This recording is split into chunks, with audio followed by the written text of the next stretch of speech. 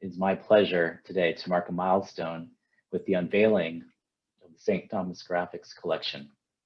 There is no one better to kick off our celebration than our speaker, CGL co-founder Susan S. Lugo. Ms. Lugo took leadership in acquiring this collection when St. Thomas Graphics closed its doors. She also organized the first cataloging project of the collection. I first became involved with Caribbean Genealogy Library as a volunteer sometime around 2008, right about when St. Thomas Graphics closed shop.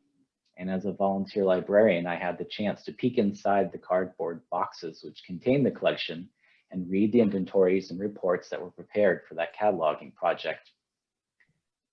Those of you who have visited CGL may remember the taped up cardboard boxes on the shelves. I was always astounded by the richness of what I found inside those boxes. And when I was done looking inside, I carefully returned the materials to the boxes, retaped the boxes, and then would return them to the shelves. Excuse me. I knew that the St. Thomas Graphics material was very valuable. There was rich family history here, but it was inaccessible. So thankfully, the collection survived the 2017 hurricanes at CGL, safely on the shelves, still in the boxes. So today, CGL is happy to make the collection generally available to patrons and researchers. I'm very much looking forward to hear what Ms. Lugo has prepared for us. Susan will be sharing anecdotes about St. Thomas Graphics as a business, recollections of those people connected to the company, and insights about the printed materials. Let's get started rediscovering the gems from the not so distant past. So besides co-founding CGL, Ms. Lugo also is prior president of CGL and a prior territorial archivist of the US Virgin Islands. She has led numerous projects and conferences focusing on the development of Caribbean libraries and archives. Please welcome Susan Lugo. And as she gets ready, this is her cue to start sharing her screen. I have to say that today's presentation was scheduled to end around 4 o'clock. If you have any technical difficulties with your audio, we will be monitoring the chat to help you. We also suggest that you turn your volume up to 100%, since some of the interviews can be difficult to hear. Please keep your microphones off during the presentation. If you have questions, please post them into the chat. We do expect to have some time for question and answer at the end. During the question and answer period, you may unmute your mic to indicate that you would like to ask a question, but please wait to be called on to speak. We may not get to all of your questions today, and in that case, please feel free to email your inquiries to CGL. Susan, you look ready, so I want to pass it over to you. Astound us. Good afternoon, everyone. My name is Susan Lugo, as you've heard, and I'm so pleased to be able to share information with you about the St. Thomas Graphics collection at the Caribbean Genealogy Library. I want to acknowledge that this presentation is made possible in part by a grant received by the Caribbean Genealogy Library from the Community Foundation of the Virgin Islands, with generous funding provided by the National Endowment for the Humanities through the CARES Act. And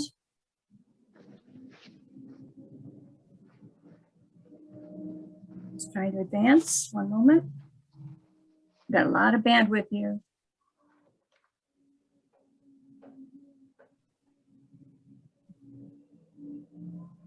Can't see you, Susan. I do have my video off so that I can contribute as much bandwidth as possible to the presentations. But I'm here. Thank you, Archie.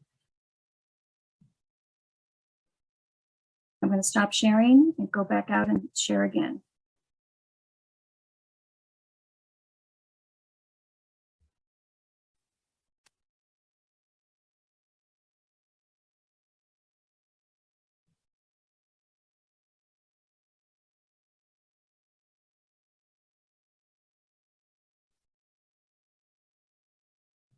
There we go. Okay, and that'll probably happen more than once because we do have a lot of intensely assembled videos for this, happily, but they may actually challenge our island's bandwidth, so please be patient with us. And while thanks are often reserved for the end of a presentation, I want to break with tradition to also extend my appreciation up front to those without whom this presentation would not be possible. Their supporting contributions of time, access to information, and interest were critical to telling the story of how a humble printing business, St. Thomas Graphics, documented its community. Every story has its context, and this one is no different. To better understand the magnitude of the influence of St. Thomas Graphics on documenting local history, I will touch briefly on the historical development of key aspects of the printing process, especially as those aspects might relate to the Caribbean and US Virgin Islands. You will witness for yourself a few select examples of printing, but by no means are these examples intended to be a comprehensive representation of the history of printing generally, or even for this region. Time limitations require this to be but a very brief lesson. You will learn about the Pitzl family and how their business enterprise, St. Thomas Graphics, began and ended. You will hear firsthand from several members of the St. Thomas community how their lives have been touched by St. Thomas Graphics and its work products. And you will learn about Caribbean Genealogy Library's St. Thomas Graphics collection itself, its key resources, and how to access them for your own family history and local history research. Our goal today is to inform you, but we believe you will be inspired. This story begins with a foreword by graphic arts professional Kathy O'Gara. For more than 20 years, Kathy's graphic arts and design business, AdPro, collaborated professionally with Richard and Judy Pitzl and their staff at St. Thomas Graphics. But their nearly 4 decades of long-lasting friendship was much more personal. Dick and Judy Pitzl were a remarkable couple who were totally devoted to each other and to St. Thomas Graphics. The shop was rarely empty, since staff and select friends had access to the building. You could usually find somebody on the premises 24/7. In fact, I still have my key to the front door. Sometime around 1980, Graphics moved from the building that is now Zora's to the shop across from the fish market by Lionel Roberts Stadium. I believe the building was originally a discotheque. Dick had his darkroom and photostat camera in the back of the building, and the press room was off to one side. The only windows were in the front, so that room was always quite bright. Further back, the only source of light was a lamp at each desk. The interior of St. Thomas Graphics was perpetually dark, and clients were rarely invited into the working part of the building. Now understand that in the days of cut and paste, before computers, creating printing and advertising graphics was just one step above blue-collar work. It was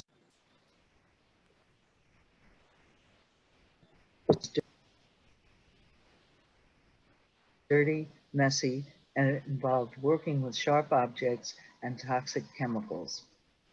At that time, most design studios had some kind of a darkroom, since many tasks required working in a dim light. You might be using photographic paper or working at a light table. Even after computers came into use, the earliest monitors were easy to read in a low light level. It was dark inside St. Thomas Graphics. Everyone, owners and staff and many customers, were heavy smokers, and the air was thick with the scent of tobacco. The shop was also gossip central. If you wanted to know the real story about what was happening on almost any island subject, Judy Pitzl usually had the details. St. Thomas Graphics excelled at producing program booklets. The Chamber of Commerce worked with them. Churches, beauty pageants, fancy dress balls. And since they were an easy walk from Government House and the legislature, they got their share of that business too. And of course, they produced the very best funeral booklets. You never knew who you would meet in the front office of St. Thomas Graphics. Dr. Charles Turnbull was a frequent visitor. He has a collection of funeral booklets, and he would stop in to get the latest editions and usually stayed to chat with Dick and Judy. After he became governor, I would occasionally be turned away by his bodyguards at the front door. Eventually, the Pitzls convinced them that I was a paying customer and it was safe to let me in. I got to know the Pitzls and St. Thomas Graphics when I took over the Reichhold Center account. Graphics printed all of the center's material from the beginning until their shop closed. Although Graphics produced great print art, they did not make house calls. If you wanted to work with them, you had to go to the shop. My company was one of the recommended outsources, and they sent me quite a bit of business. Often, Graphics would print for my company, AdPro. At this year's annual meeting, I was delighted when Rob Upson showed off the flipper map that I designed for a short-lived boat rental company in Red Hook. Working with Graphics was a mutually beneficial relationship that would last for over 20 years. The Caribbean Genealogy Library's St. Thomas Graphics collection is an impressive overview of late 20th century St. Thomas. It also spans the era from the end of handcrafted commercial art through the beginnings of the computer age. I'm delighted that this material has been preserved through the Caribbean Genealogy Library.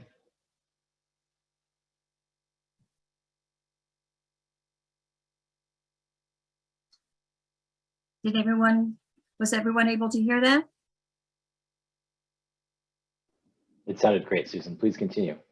All right, thank you. I know there is a little bit of delay. I'm watching it on another screen as well, but I think Kathy's remarks were very likely to set the stage for all of the things that we're going to be talking about ahead. So we'll revisit some of those thoughts that she had in the subsequent presentations of this event as well. So you may ask yourself why we're even worried about the history of printing when we're obviously speaking about a late 20th century enterprise. And the reason is because I want you to understand the context and appreciate the context of what it was that St. Thomas Graphics managed to do. So in 8 minutes and 37 seconds, or maybe just a little longer, I'll talk about these and subsequent advances that spurred literacy at all levels of society, things like the printing press invention, movable type, and then subsequently the letterpress and offset printing. We'll talk about the types of media, almanacs, books, of course, newspapers, magazines, and what they meant to the region. But we only have 8 minutes and 37 seconds, so let's get started. I will touch upon the mechanical resources and printing processes available to the Caribbean region generally, and how Virgin Islands newspaper publishing reflected the spread of literacy in the Danish West Indies and US Virgin Islands. And I'll set the stage for explaining why St. Thomas Graphics, in its own way and in its own time, documented its community. So most of you are familiar with the Gutenberg press. 1440, it was Gutenberg in Germany, what is now Germany, invented what was then theretofore movable type that was not available. That movable type was key because it allowed for faster printing of materials. Often things had to be carved into wood and then inked in order to be printed, and that was very time consuming and was reserved for only the most important and official documents generally. So woodcuts may have been one of the first types of printing surfaces, but in fact, they persisted well into the early 1900s. In fact, here in the Virgin Islands, Dr. Charles Taylor, who, as I'll read the screen for you, a member and secretary of the Colonial Council of the Danish Antilles and representative of the Virgin Islands at the World's Columbian Exposition of 1893, undertook, in conjunction with the editor of the St. Thomas Tittende, and that's August Wallow, the publication of the St. Thomas Almanac and Commercial Advertiser. We'll see more about that in a moment. The first of its kind which had ever appeared in the islands. Taylor's own engravings in wood, here reproduced in the volume that you see at the left, are the results of one of his multiple talents. These woodcuts are the same he used in illustrating his works, especially the most outstanding and informative, the leaflets of the Danish West Indies. And I'll bet you can guess in a moment who wrote that excerpt. Dr. Charles Taylor was his own best promoter, but he was in fact a very talented person. He was a homeopathic physician here in the Virgin Islands at a time when it was not well accepted. He did woodcuts, he did printing, he did a number of things. But I'm going to show you some of the woodcuts because you'll find them to be very familiar, I believe, especially those of you who do a lot of local history research. This is one of them. The woodcut itself is on the left. It's in two pieces. It's actually carved from a block of wood. And you see it has to be carved in the reverse from the way it will appear when it's actually printed on the paper. On the right-hand side, you see an ink impression of the woodblock. This is in a collection held by the Territorial Archives at DPNR's Division of Libraries, Archives, and Museums.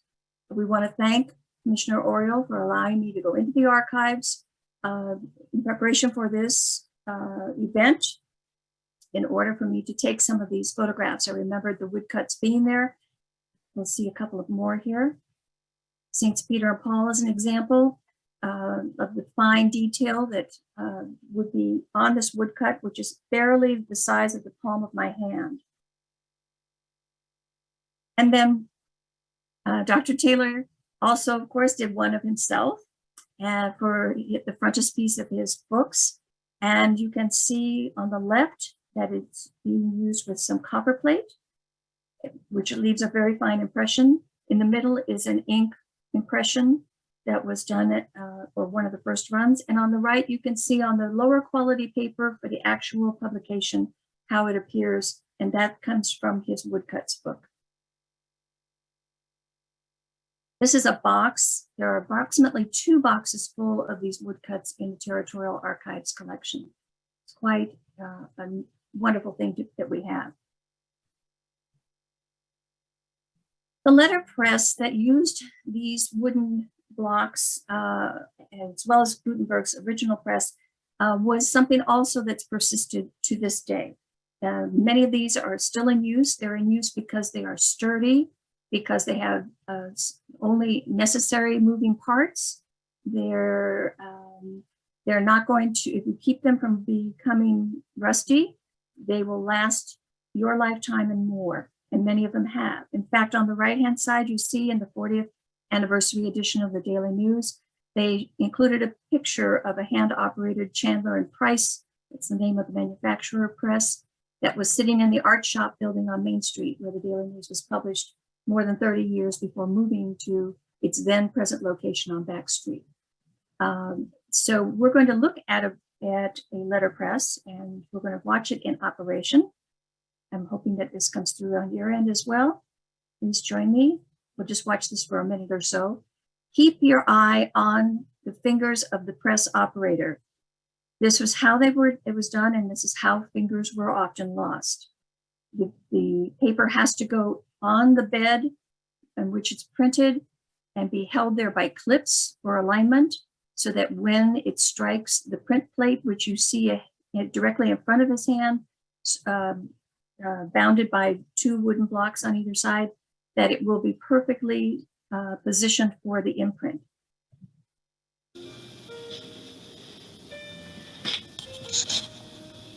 There's not any voice over on this video. You'll hear the sound of the machine.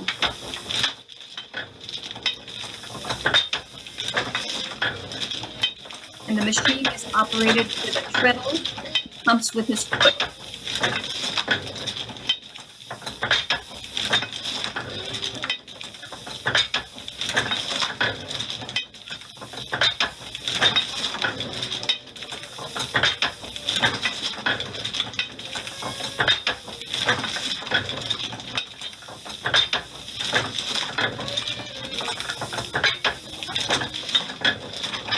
Notice the ink rollers that pass over the wood or metal type that's held in place.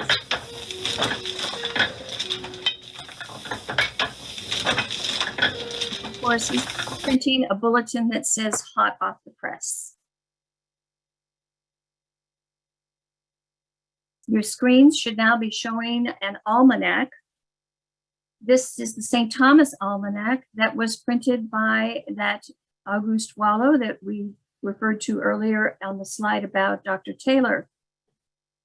They collaborated on this almanac. Dr. Taylor wrote a long piece about the Virgin Islands in the first edition, and that came out in 1877. I think it was actually printed in 1878, the one that we're seeing here in front of us. And just to explain for those of you who've never perused an almanac, the almanac purpose is really to be something that you can refer to for the year ahead. It will have tide tables, it will have astronomical information, meteorological information. It will have information about events that are planned well in advance that you may want to know. So this one obviously would be focused on events happening nearby in the Caribbean.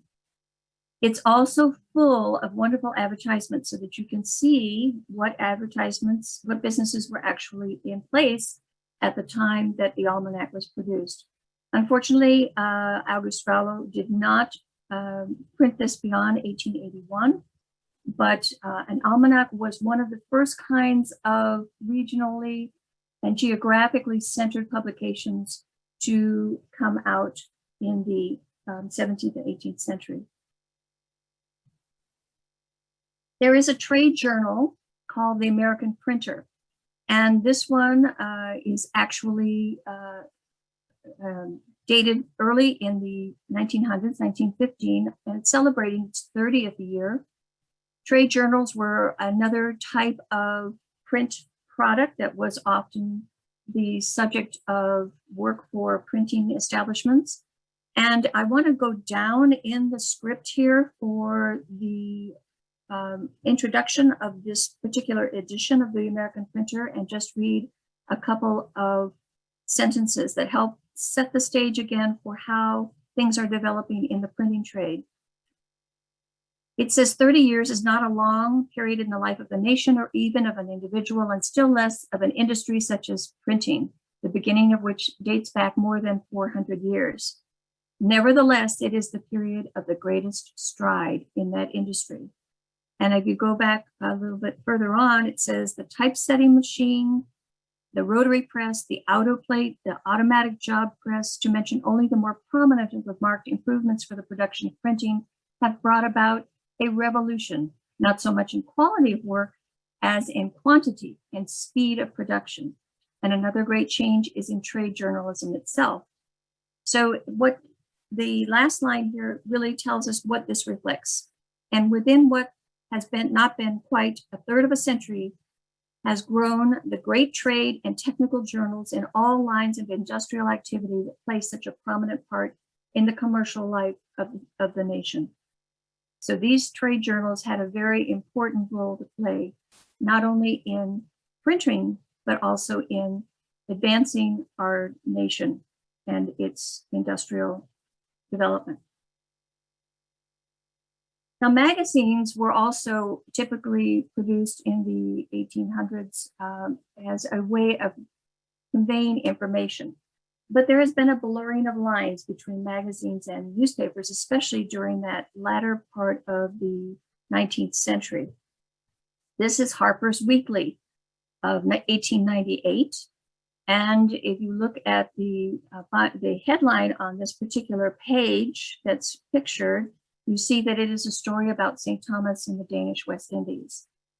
While a newspaper would be to inform and also to bring current news, magazines often dealt with topics that were in much more depth and more for entertainment. And we have a slide about the comparison between the two.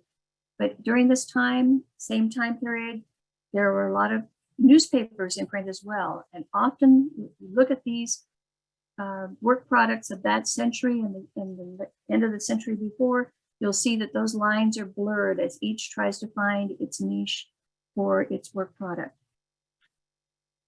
So for newspapers, their purpose is to inform, to convey news to an intended audience, but magazines use more elevated prose typically, and they have more in-depth coverage in order to enlighten and entertain.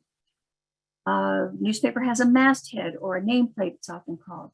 The magazines would have typically a cover on the outside of their printed material. The newspaper only identifies principal sections, if it does so at all, about the printed matter that it contains, but magazines typically do have a table of contents. And newspapers were often printed on standard paper, and towards the end of the 19th century, newsprint, which had very much less rag content, and unfortunately is the reason why we've lost so many newspapers from that era, because it's very acidic and tends to get brittle very quickly. Magazines, on the other hand, are clay-coated paper, glossy paper, and they were prepared typically for photographs and illustrations to be printed, because they print better on that kind of paper, especially color ones, when that process came in. In 1770, going back just a little bit, I want to set the stage here, that there was a rescript on freedom of the press of September 1770. And the reason why this is important is because there are some publications that exist today only because of freedom of the press, and they would not normally have been supported in earlier centuries. So let's see what the rescript from the Danish, at that time Danish Norway, Sweden's Royal Majesty would have said. His Royal Majesty is graciously by rescript from Hirschholm Castle, dated September 14, 1770, permitted in his kingdoms and lands a general and unlimited freedom for printing books as follows.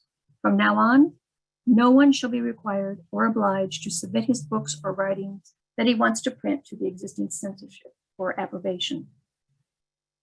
So what this tells us is that prior to this time in history, in modern European history, and in the Danish lands especially, they were subject to having things censored or approved before they could be printed. That's how elitist the printing process was in those days. This source, which is a scholarly paper, censorship in the Nordic countries, and the citation is given below in the slide. This source also went on to say the news also arrived in the Americas. The Royal Danish Gazette began publishing at Christiansted, St. Croix, the Danish Virgin Islands in 1770. Because of liberal residency policies, many planters and traders in this Danish colony were English, and the newspaper was mostly written in English with a few items in Danish and even some Dutch. On the right-hand side of the slide, you'll see a copy of the Royal Danish American Gazette. And now I'm going to quickly go through a number of slides with a very poor screen capture or image capturing of the 40th anniversary edition of the Daily News, which is available for viewing at Caribbean Genealogy Library. And in that edition, there is a section B, which talks about all of the newspapers, or almost all of the newspapers that were produced in the Virgin Islands. And I'm doing this so that you can get a sense of how many were produced during that time. And I hope that now you will also have a sense, when you look at the newspapers as they are printed, what it took in order to produce them, whether it was on a letterpress or maybe a hand press with a screw that would tighten down the printing process between two metal or wooden plates. Whatever it took, you can now understand why the print was often so off or entirely missing or appeared to be worn.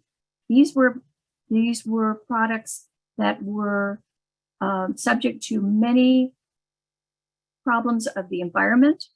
Think about termites getting into your woodcuts or your type.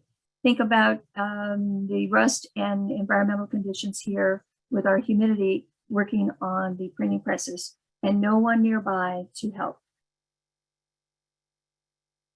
These slides, this series takes us all the way through to the then edition of the Daily News that was being celebrated in 1970.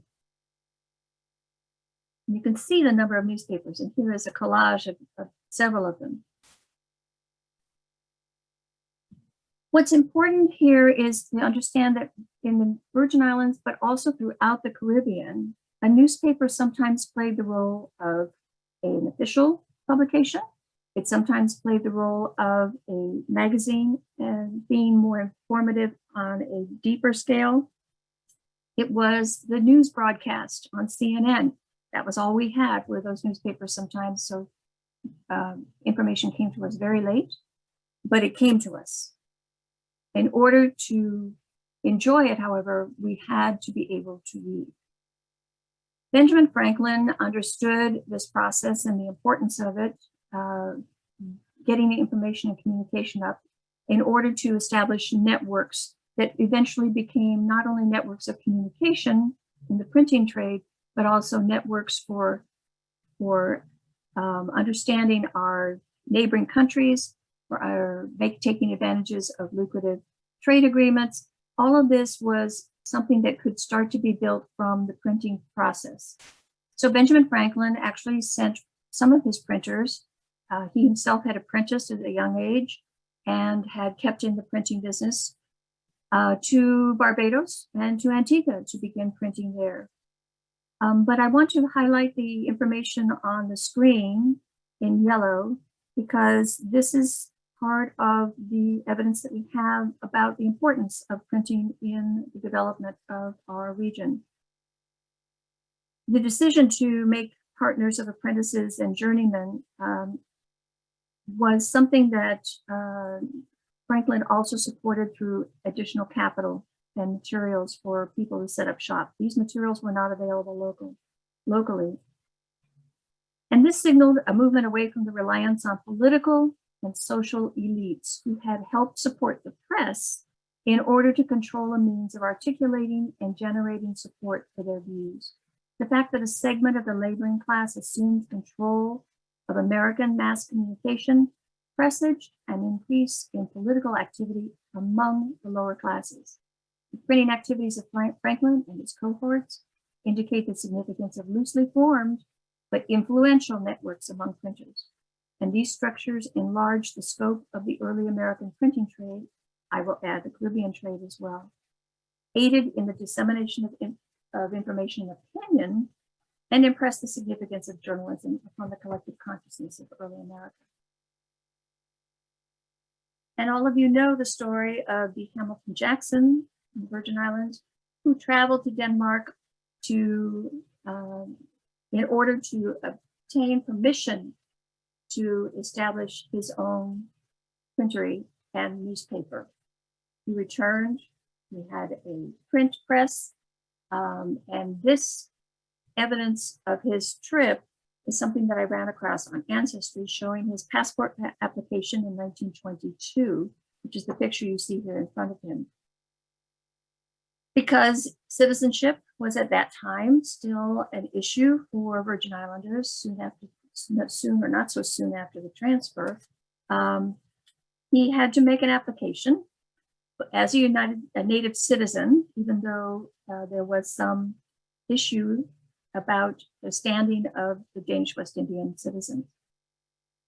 His newspaper, The Herald, which stood for Liberty, Equality, and Fraternity, was published by the founders of the United Danish West Indian Printing Plant Incorporated, as its banner so firmly and positively pronounced. But you can see on a more, on a very different level, you can see that the letters are not quite striking the plates as quickly or as fast as they should, or the ink is not staying, or the papers are not of good quality. But despite all of that, the Herald and other newspapers like that in the Virgin Islands were able to get their opinions out into the public and help to increase the literacy of those who were its intended audience. Jackson writes a letter to the Right Honorable Finance Minister of Denmark, and I'll just read you quickly here. The undersigned barely begs to acknowledge, hereby begs to acknowledge receipt of His Excellency's communication of recent date informing him that the ministry had instructed the West Indian government concerning the grant for a printer's business. He further begs to state that he has erected a printing plant in Christiansted and will publish a daily newspaper from about the first of next, he refers to the following month of this letter, and will furnish the ministry with a copy of each number. Author Luther Harris Evans, who at the time was one of the assistant librarians at the Library of Congress, wrote a treatise about the Virgin Islands from the naval base to the New Deal. Many of you may be familiar with it already. And he wrote it actually in 1934, kept it as a manuscript, never published it. And then in 1945, took it back out and did publish it. These underlinings, by the way, are not mine. I don't believe in doing that in books, but this was actually on Google Books online, so I've copied it as I found it. He speaks about the press, and even in the Virgin Islands, he says the press is very important. They're not nearly as essential as in larger communities. Every paper in the islands is a personal organ, veering and twisting with the personal vicissitudes of its editor. The news of local affairs is usually rather incomplete. Editorials occupy the position of importance and are frequently extreme in the expression of praise or blame. He goes on to say, however, that he believes that there is an opportunity and an indication that that opportunity would be successful for the people of the Virgin Islands to have freedom of expression to permit a lively and informed public opinion.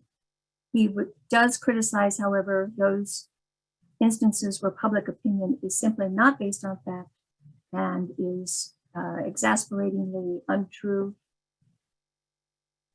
And he goes on to quote Joanna Colcord, who was a noted social worker at that time, that the comparative impunity enjoyed by the labor leaders and newspaper editors who circulate untrue and slanderous statements against the government was the cause of improbable and unreasonable rumors to be believed as soon as it was stated.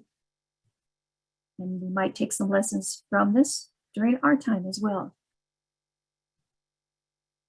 And 175 years after the Danish press Rescript of 1770, seeking the balance between the free press and real grievances continues. So Luther Evans notes that the decision as to when to leave the press or voluble agitators unmolested and when to wield the power of the government against them is one of the most delicate decisions an official was ever called upon to make. And likewise, he observes that during a recent libel action in the courts, the judge began to make a ruling that actually had nothing to do with his function as a judge. He said the courts of the Virgin Islands are not instrumentalities for the regulation of the public press, nor is it the function of a judge when trying a libel action and on being confronted with a question of freedom of the press to do anything more than decide the matter at hand. So taking all of this into account, we've touched upon what makes what the environment was for printing in a free press environment without restriction, without censorship, but knowing that those privileges were limited by the cost of setup, the fact that the machinery was not locally available, the talent was not locally available. And so it was a long time before we begin to see major improvements in printing. One of those is the offset printing press. You're going to feel like we've gone back to the future now when I show you this, because it's so different than what we've been looking at for printing processes. So an inked image is transferred from a plate to a rubber blanket. There are 3 stages, all of which concern the CMYK process, which is the letter designation for the 4-color print process. We'll show you that in just a moment on a video. So the advantages of these new technologies was that it was consistent high image quality, and it was quick and easy, it was cheaper, and ink could be adjusted with greater ease. What were the disadvantages? The quality wasn't always as high when you had some wear and tear on the mechanics. Aluminum plates often got sensitized if they weren't cared for properly and would not transfer the ink properly. And of course, the initial purchase was sometimes absolutely prohibitive for smaller islands, especially. And before we watch the video on that process, that 4-color offset sheet fed process, just know that the CMYK refers to the 4 colors used in the 4-color printing process, and registration means the alignment of the paper, the type, the images, and the colors. The visual on the left that shows you alignment, registration signatures that were placed on pages. You've often seen them and maybe wondered what they were. Once those all overlap each other and there is no offset, then you know that the paper has been aligned properly. And now let's see how that works.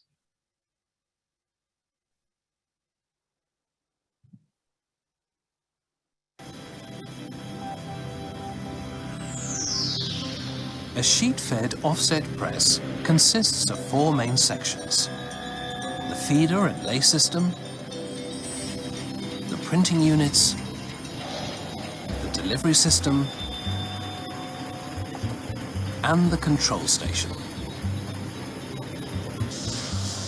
The feeder and lay system ensures that once the pallet of paper has been loaded into the press, paper sheets are fed from the paper stack into the press one by one in exactly the same position.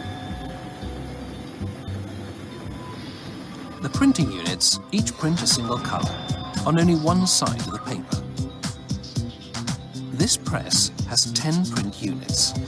The second set of 5 print towers has exactly the same function as the first, allowing both sides of the paper to be printed in one pass. A perfecting cylinder between the first set of 5 units and the second set realigns the paper so that the reverse side is facing upwards.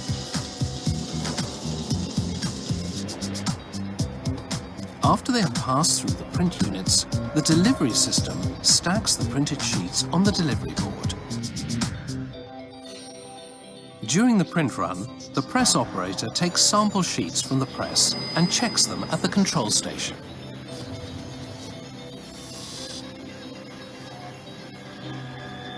Let us look at the offset printing process in more detail on this 5-color press. Before the print run can start, the plates must be loaded into the print units. Extreme care is needed because even small scratches on the plates would be visible in the printed image.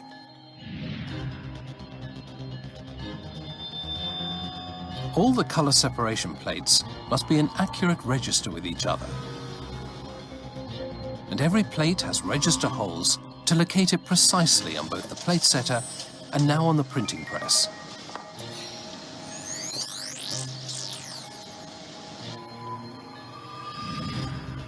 The printing plate is automatically wrapped onto the plate cylinder, pressing against the rubber blanket cylinder.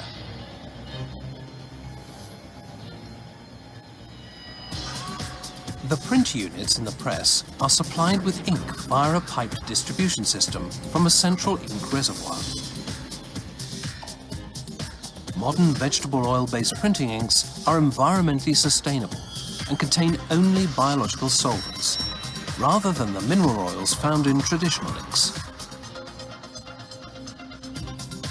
The first 4 color print units are loaded evenly with ink in the order black, cyan, magenta, and yellow. Individual colors or varnishes may be mixed by hand on the 5th unit.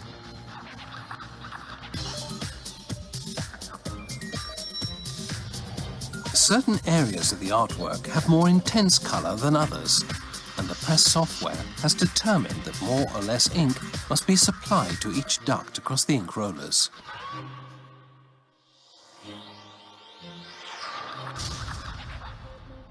The print unit automatically adjusts for this for each color, and the run is ready to start.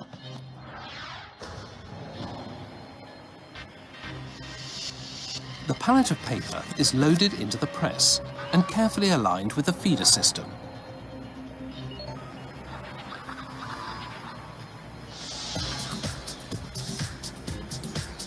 Air blast and suction devices separate the sheets from the stack and feed them into the press one at a time.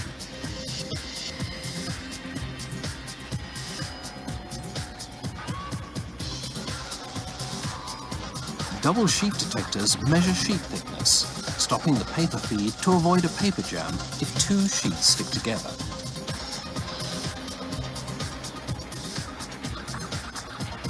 Two front lays ensure that each sheet is accurately and consistently positioned as it enters the press. Corresponding side lays push each sheet sideways into the exact same position to ensure perfect register. Grippers, mechanical fingers, now pull the sheet into the first printing unit. Further grippers, seen here in setup mode, feed the paper sheets through the press, and the four-colored printed image builds on the paper.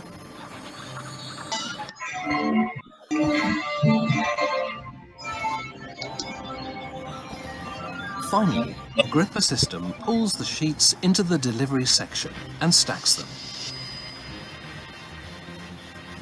At this point, the ink is still wet, which might cause the sheets to stick together or smudge if handled roughly. To avoid this, anti-set-off powder is sprayed onto the sheets before they are stacked.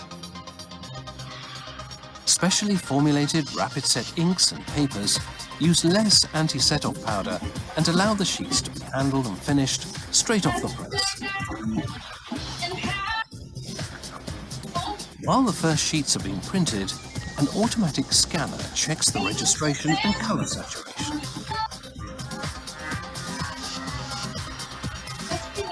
Although the plates are mounted very accurately on register pins, they may still need fine adjustment to be perfectly aligned. The press automatically corrects this, and the operator can also make fine adjustments on the control panel.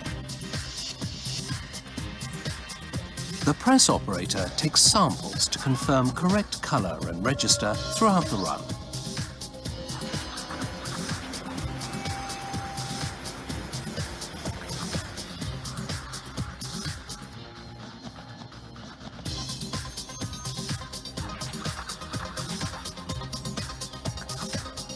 The final stage of the print run is to collate the different sheets together, bind them, and cut them to size.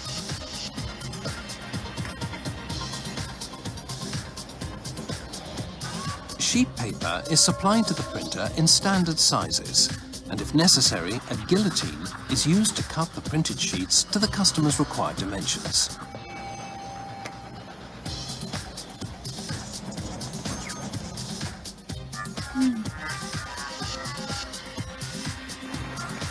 Books and magazines are folded into sets of DIN A4 pages, called signatures, which contain the pages in the correct order, but not yet cut or bound.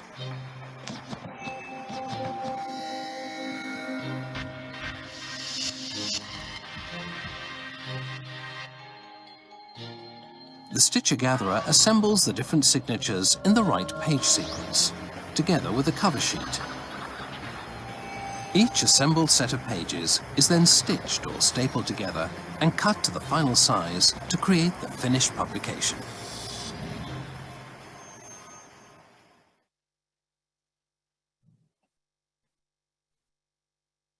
When you place that video alongside the one that we just watched about the letterpress, you can see what a huge leap in development that took to come to full circle to today's print process. But here in the Virgin Islands, we didn't have the printing process that we just witnessed. We were somewhere in between. And that's what Dick and Judy Pitzl found when they first came here from Wisconsin to the Virgin Islands. So let's learn a little bit more about what brought them here. Richard was born to Martin and Loretta Pitzl on October 15, 1937, in Milwaukee, Wisconsin, the second of 4 children. Martin Pitzl soon found work as a machinist and shop foreman after he emigrated here from Germany. And in 1932, he married Loretta Benke, a native of Milwaukee, who was also of German descent. And by the way, before I go on, I do want to give due credit to Stephen Pitzl, son of Richard. Stephen put together a wonderful tribute to his parents, which was reviewed by his sisters, and they have provided it to the Caribbean Genealogy Library. So in many cases, I'm quoting directly from that tribute that tells the story of his parents' lives. This is Judy's father and mother, and her birth and death dates as well. Richard Pitzl's father had emigrated from the Weimar Republic of Germany in 1920 as a young engineer to escape its rampant post-World War I inflation. And these are some of the immigration records that are online, and the manifest bringing him to America in 1920. And a picture of Richard's parents. By the age of 17, Richard set his sights on becoming an engineer and enrolled at the Milwaukee School of Engineering. And in 1959, he married his high school sweetheart, Judith C. Rademacher, daughter of Phil and Leon Rademacher, also of Milwaukee. And as the young couple started to build a grubstake, they worked separate jobs, Judy in sales and later as a secretary at an employment agency, Richard is a letterpress operator at a firm that produced wedding invitations. He then joined another printing business that was in the process of converting their operation from letterpress to the more modern offset method, both of which you have now witnessed. This involved all new machinery and the building of a darkroom to process film. It was then he recognized that offset printing was the future, one in which he could be a practical engineer who specialized in letterpress to offset conversion. And his plans then and later always included someday being proprietor of his own printing business. As a press and darkroom operator, he started using the family's savings to make incremental purchases of printing equipment, a miniature letterpress with some type, an offset press, a simple camera, and office typewriter. He and Judy rented and were poised to open their new business, and the year was 1960. But Richard was drafted, and he served in the 66th MP Company attached to the 82nd Airborne.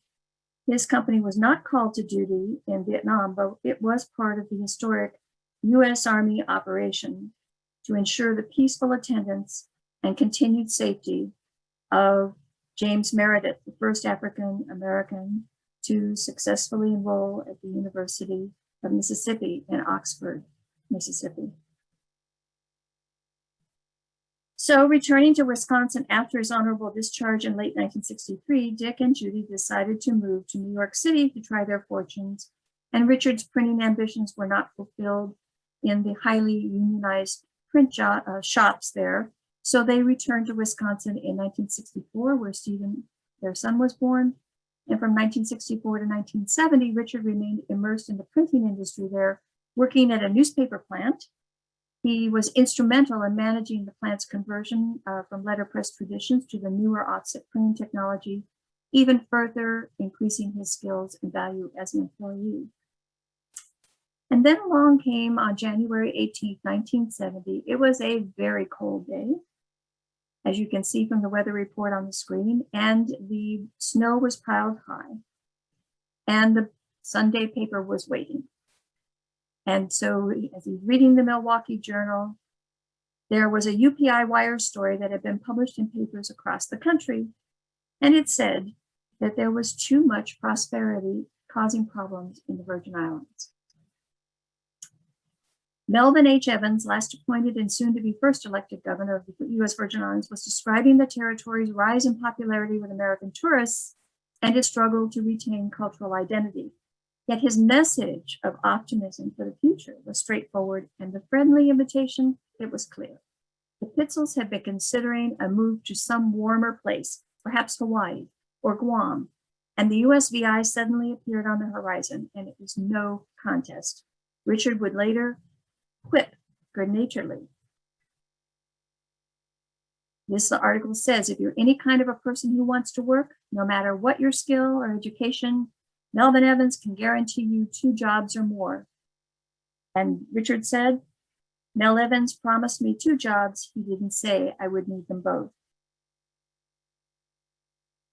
Judy prepared a formal letter of introduction, and just weeks later, Ariel Melchior Sr., founder and publisher of the Daily News, called Dick. Pleasantries soon gave way to a discussion of the challenges the Daily News was facing and the practical query, how soon can you arrive? The Daily News had converted to offset printing some 6 years before, and its Fairchild press was now in need of repair and refurbishment in time to produce the upcoming 40th anniversary edition. The Fairchild press at the Daily News had run reliably and continually for several years, but had now reached the stage where a single problem required immediate attention. So this is a nuisance to a daily paper, especially one preparing to observe its 40th anniversary with a special edition printing. So it was that barely an hour after the plane touched down and after a few hasty introductions, Richard was presented with the problem. Offset chemistry can be very corrosive to metals, and the rubber blankets of those newspaper presses seldom needed changing, but this one had needed to be changed for months now, and the steel ball mechanism that held it in place, which was a particularly poor design, had finally frozen solid after years of increasing difficulty to operate. To make matters worse, its levers were bent, and as Richard explained, that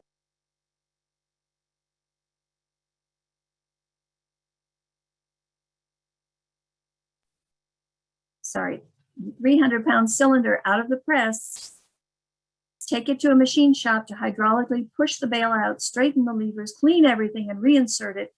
His recommendation was answered with a nervous silence.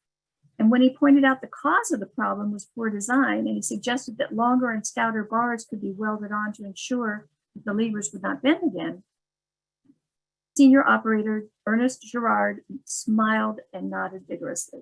Richard had just made his newest friend, but Gerard had suggested this also. So Gerard felt completely absolved from blame for the breakdown. And with the help of Canero's machine shop and subbase, the whole operation was completed over a weekend, and they didn't even miss a paper. They had fixed it with, quote, no need to even leave the island. Richard wrote triumphantly in a letter to Judy. Solving any difficult problem without having to go off island became a personal point of pride for Richard. Art director Carl Callwood says Dick would say, if you have to go off island, you lose points. According to son Stephen, Dick later refined the concept as a series of stages. No need to leave island, no need to leave the building or the room, or no need to drive to that second place to find any necessary piece or part. He then rather conveniently stretched it to include laziness as a vital component of effective problem solving. But what it meant was that Richard could make anything work. He had that talent, and he had that insight. In July 1970, the Pitzl family moved to begin their life in the Virgin Islands. They lived happily in hospital ground and embraced their new life. After making sure the Daily News machinery was running smoothly, Dick helped his boss with Melchior's newest enterprise, a modern offset print shop that was to become Caribbean Graphics. It was located in the Moravian Church's building on Back Street, directly beneath Kay Atchison's dance studio. And Dick was instrumental in selecting and installing the new Heidelberg press that would enable the Daily News to print specialty covers or page inserts. Judy had left her advertising job to work at Caribbean Graphics as well. But in May 1973, the Pitzls, now a family of 5, made the difficult decision to go out on their own. Their print shop, St. Thomas Graphics, was started at the Noragata building, now known as Zora's, and eventually moved to its final location near Lincoln School and across from Lionel Roberts Stadium. And you will hear more about the St. Thomas Graphics operations from others today, but I urge you to read the touching, witty, and marvelously crafted story about the Pitzls written by son Stephen Pitzl for the benefit of this lecture. Stephen and his sisters decided to share their family's very personal odyssey and story with CGL and through CGL to you. The PDF copy will be linked from the St. Thomas Graphics landing page at www.cgl.vi, and you will not want to miss the opportunity to read it. Judy Pitzl passed away in 2003, and the business enterprise was never quite the same. The advent of digital print technologies had also changed the St. Thomas Graphics business model. This is a map of where the Moravian Church building was on Back Street, where the Daily News Caribbean Graphics Enterprise was located. And of course, this is the Moravian Church building today. Seen better times. Richard and Judy, with their 3 children, making this difficult decision to make a chance to finally go out on their own. The advent of digital print technology that also changed the St. Thomas Graphics business model, as I was saying, and ever adaptable, Dick continued to practice his profession until 2005, when his health prevented him from working any further. Eventually, St. Thomas Graphics closed their doors in 2007. And sadly, while I was preparing for this presentation, Richard Pitzl passed away in April of this year, just a few weeks ago. But before he died, he knew that the life's work that he and Judy built would be remembered by all of us today. The legacy of Dick and Judy Pitzl is not only their work product, but a life of good works. This is an ad from one of the booklets for St. Thomas Graphics. They were very modest about advertising themselves and promoting themselves, feeling that the product that they produced did that better than any ad they could possibly place. This is the location again of, on the left, orange circle, where the Caribbean Graphics plant was that belonged to the Daily News. And the move was to the Zora's building, which is the orange circle on the right, near the Fort Christian parking lot. A closer up look of that. And of course, the Zora's building itself today. This is the location of St. Thomas Graphics when they moved the business to their last and final location, the one which closed in 2007 and eventually donated its materials to the Caribbean Genealogy in 2008. Closer look at that building. Again, from Google Earth. And a photograph of the outside of the building from that time period. Carl Callwood, it is my pleasure to get to know him as part of this effort to put on the presentation about graphics. Carl is the retired art director from St. Thomas Graphics, and besides being an excellent graphic arts professional and patient with me, he's a very noted and accomplished underwater photographer. But you see his quote here, "You have to leave the island, you lose points." And Carl has been kind enough to record some comments for us about the business. Basically, my history of where I learned what was going on in Virgin Islands politics, the Virgin Islands business community, came from my experience at St. Thomas Graphics. And sorry. to tell the truth, one of the biggest political geniuses that this island had was Judy Pitzl.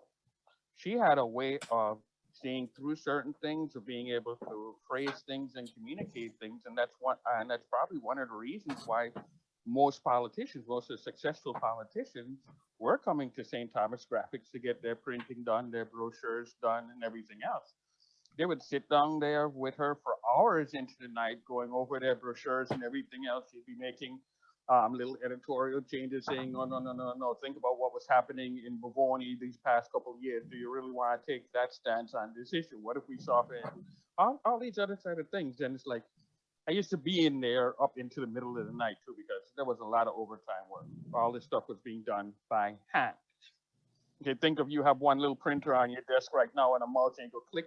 We had to bring it in typeset stuff into the machine. We were still interacting between typewriter and lead type. We still had some lead type in the building, where those were the little tiny characters that you set with tweezers and everything else. And then it would go to a dark room where we had to make a negative, then make a positive, sometimes then back to negative again while we did our retouching. And then we took it out, masked it up. You saw the mask and everything else, the yellow sheets over those dark plastic negative films. And then that would go on an aluminum sheet. We had aluminum that was a thin aluminum sheet. We had aluminum that was bare and aluminum that was pre-coated from the factory. The aluminum that was bare, we would have to mix up the chemical ourselves and everything else that adheres to it. And then we put it in what was called an arc lamp. And this was two carbon arcs that met together under 220 volts of current. I have no idea how many amps, but it would create one little tiny spot of light brighter than the sun. And that would actually burn an image into the aluminum plate. The machinery there that was necessary to use for these processes was some very, to get them to the island, these were very heavy and bulky pieces of equipment. So these, the majority of equipment in that shop was World War II era equipment. There were 4 presses in there, 1 coaling machine, a big bomb folder that could fold things like cardboard and everything else at several hundred packages or sheets a minute. It was a full service shop.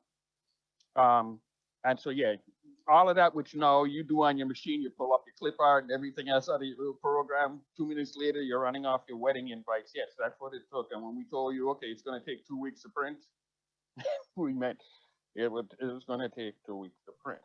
And okay, Supreme Printing is basically the only one that's still around. That Stanford Joe said.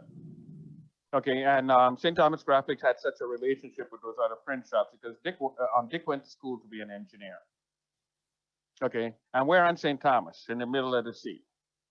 And almost everyone's equipment, okay, was 40s, 50s, 60s, and even some older than that, because we had equipment going back to beginning of the 20th century. This is Earl B. Otley.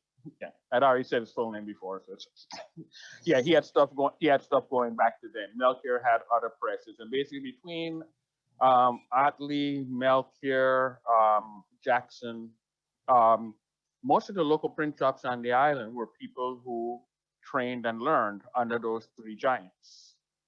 Yes, and Dick had no problem going out, stopping whatever he was doing and going out to these people's print shops and repairing their machines for them, doing what he could. Sometimes we needed to fabricate parts and everything else, and all of that stuff had to be done on island because Dick had a rule.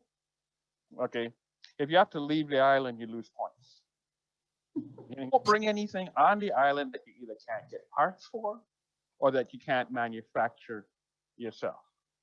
The only true 4-color press that we had on that was on island was at the Daily News, that big giant web press that they had, which was committed mostly to newspapers and newsprint. Although, yeah, they could run other type of papers, but you'd have to special order a big giant roll that was like 4 feet high, and what are you going to do with all the rest of that paper? So what St. Thomas Graphics had, there was a big 1-color Harris press that would run a 22-inch wide sheet, a 17 by 22-inch wide sheet. You get an impression like that. So that would give you 8 pages out of your big 1117 book. Okay. Plus the big posters you used to see for the campaigns. Yes. Now, what used to happen was, remember, you have your color separations that you saw that in some of the examples of the work process that are in the 4 different colors. Okay, we run those colors through on the press. And so the sheet would go through 4 times, which also meant that our pressmen had to be incredibly skilled because the dots that we were printing at were 100 and were 133rd of an inch. 0.133 dots. Oh. Okay, like 72 DPI is what 72 dots per inch. Sorry, yeah, how am I wording it? 72 dots per inch is what you normally see on a newspaper. Okay. Okay, and so we were doing by hand with our naked eye 133 dots per inch. Digital started fading in. toward the 90s, and it wasn't even the 2000s, but the digital cameras were one of the first things that started the business going down, because the business was mostly Main Street, the tourist sector, hotels and all that type of stuff. So they're the ones who actually had the money to start buying the equipment to start photographing their own stock and running off on the new colors, Xeroxes and whatnot that started coming out in the late 90s. Right. And that was basically the center of St. Thomas Graphics printing base, with the exception of the funeral books and dinner dance booklets that was being done for civic organizations. And with Bruce Potter, yes. Yes.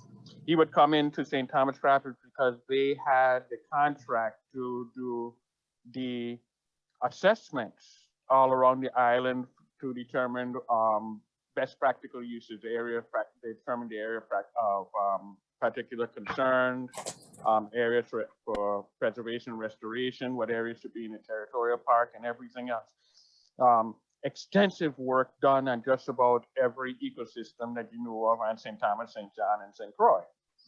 And Bruce Potter was bringing them in, and of course his secretary had everything all nice and typed up and all this type of stuff. But now our work begins, because now we gotta retype it all. But it's a huge camera. Okay, it's bigger than a desk. Wow. Okay, and yeah, we would type something. We would type something, and it's like, yeah, we had a minimum font size of something like 6-point type, and then the maximum font that we had was like a 14 point.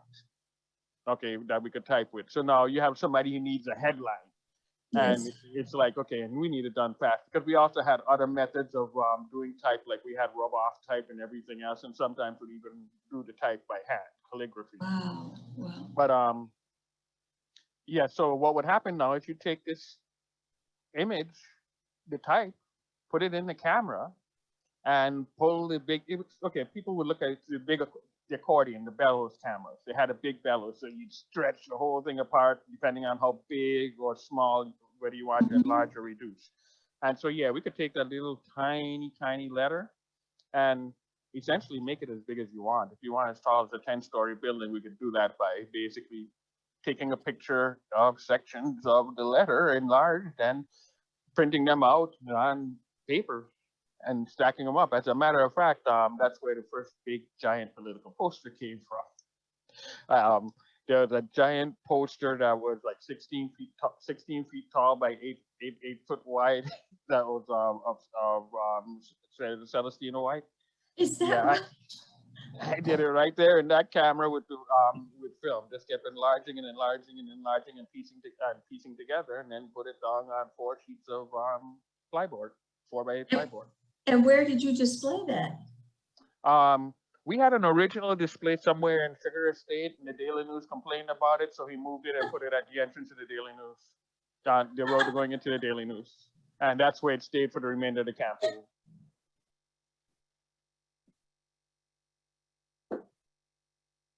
I hope you enjoyed that as much as I did.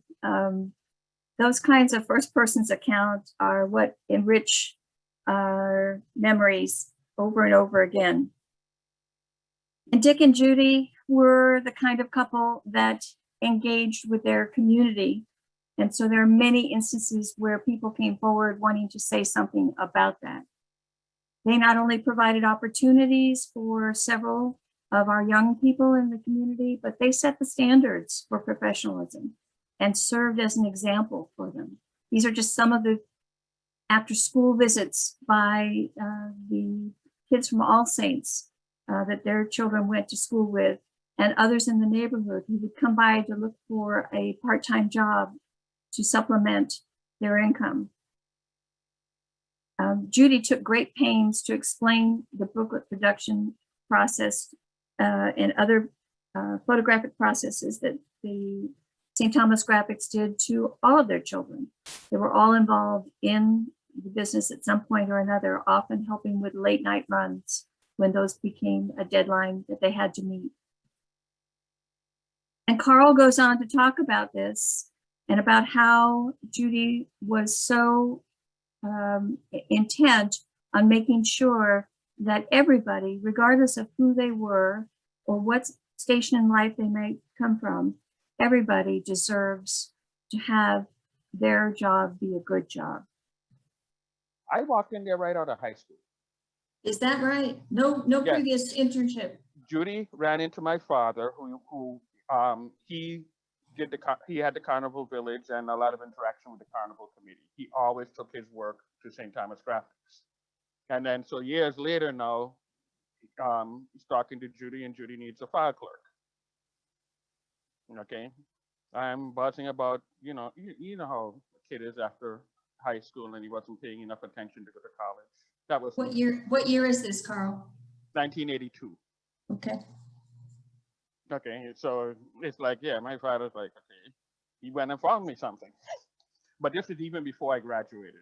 So this was like May of 82. Mm-hmm. Okay, so after school, I went over there and was working as the file clerk. Came in there in the afternoon, and she gave me those little files that you guys were going over, and it's like, chuck them into the file cabinets, and they had massive amounts that hadn't been filed over the years. And I could see why after I worked more at St. Thomas Graphics, because it was like, that shop was operating almost 24 hours. Was it? And remember, this is all skill set work. So think of how many people who really were available on the island. There was an age when print shops was a real thing. You couldn't get any of this stuff done yourself at home. So we had like about a dozen print shops on the island at the time. But St. Thomas Graphics was by far the largest commercial print shop. The Daily News was, of course, the largest web-run daily production print shop. And we in the Daily News were the only ones basically that would do color on a regular basis. Basically, within their budgets, we tried to make it as pretty, as elegant, and as professional as possible. Because basically, what Judy would say, everybody deserves a good job. But anyway, so what Dick and Judy would do is like the same thing that they did with me. Untrained, know nothing about the industry, pull me in out of high school, and train me up through just about all aspects of the business. So by the time the business closed, I could run every piece of equipment in there. And I was not unique with that.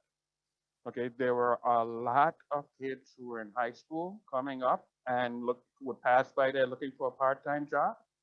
And Dick and Judy were always happy to accommodate them. Sometimes it would just be, okay, Thursday and Fridays, we have a lot of collating to do. So you can come in and do some collating and whatnot. And usually, yeah, they would start them with those other areas. And the way Dick and Judy talked and interacted with people, they would soon find out what your aptitudes and interests were. Okay, so there were some people who came through there and everything else and went on to other things, and other people who they encouraged to stay and develop more into the profession and industry. I mean, it was a happy, humorous place.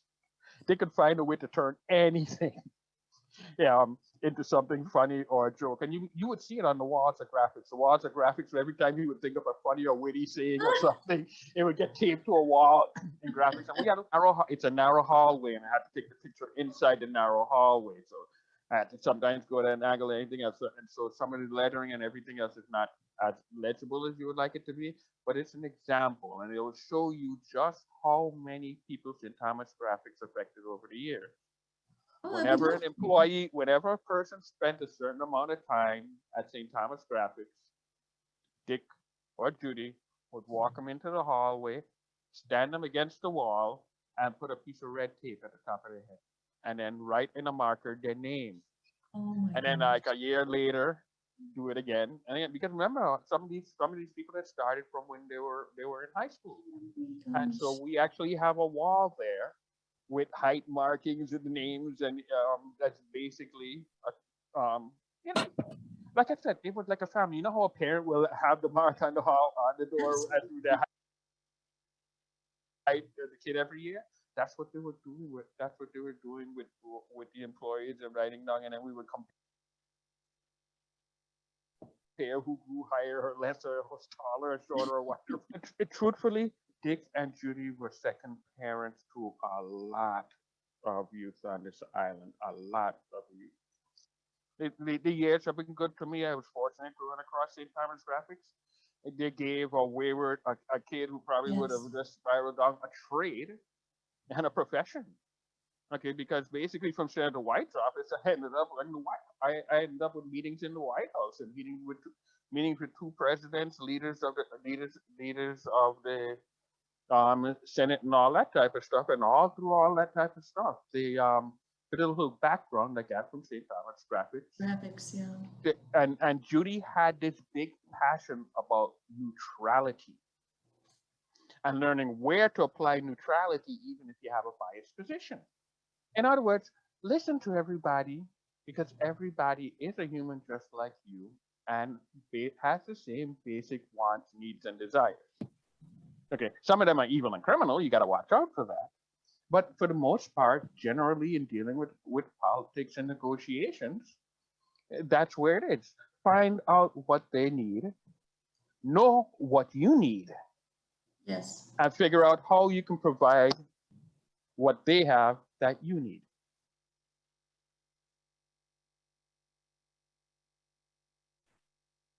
I wish I had known Bill, Bill. I wish I had known Dick and Judy better. I did work with them on my mother-in-law's funeral booklet and my aunt's. But if you look at this page, you can see some of the tributes that happened even long after Judy Pitzl passed away in 2003. In fact, she received the St. Thomas St. John Chamber of Commerce Wilburville Lamada Community Service Award in March of 2003, and she had passed away by August. Sadly, Dick, of course, was affected by this, as I mentioned before. But even later, in July of 2009, a year after the St. Thomas Graphics collection came to Caribbean Genealogy Library, Wanda Mills Boca Chica wrote a wonderful tribute to Judy and what a creative force she was.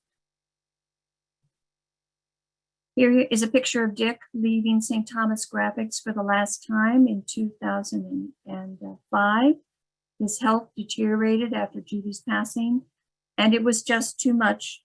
His daughter Rose said, "No, you need to come to the States now, and we need to get this taken care of for you." This picture shows Stephen and Rose with their father. What you can't see in the pet carrier is Squidgets, the parrot that was on Carl's shoulder in an earlier picture. And he was the real boss of St. Thomas Graphics. Dick was living with Rose when he passed away earlier this month. And Rose has been very kind to provide some of the photographs of the family and the interior of St. Thomas Graphics that we're sharing today. Another person who had direct connection with the Pitzls was Glenn Corbina Davis. You all know him as an educator and culture bearer and storyteller. But it's been many years since he's been in the Calypsonian competition, and I want you to enjoy this piece in which he talks about his first encounter with Judy and how that developed into a really wonderfully deep friendship.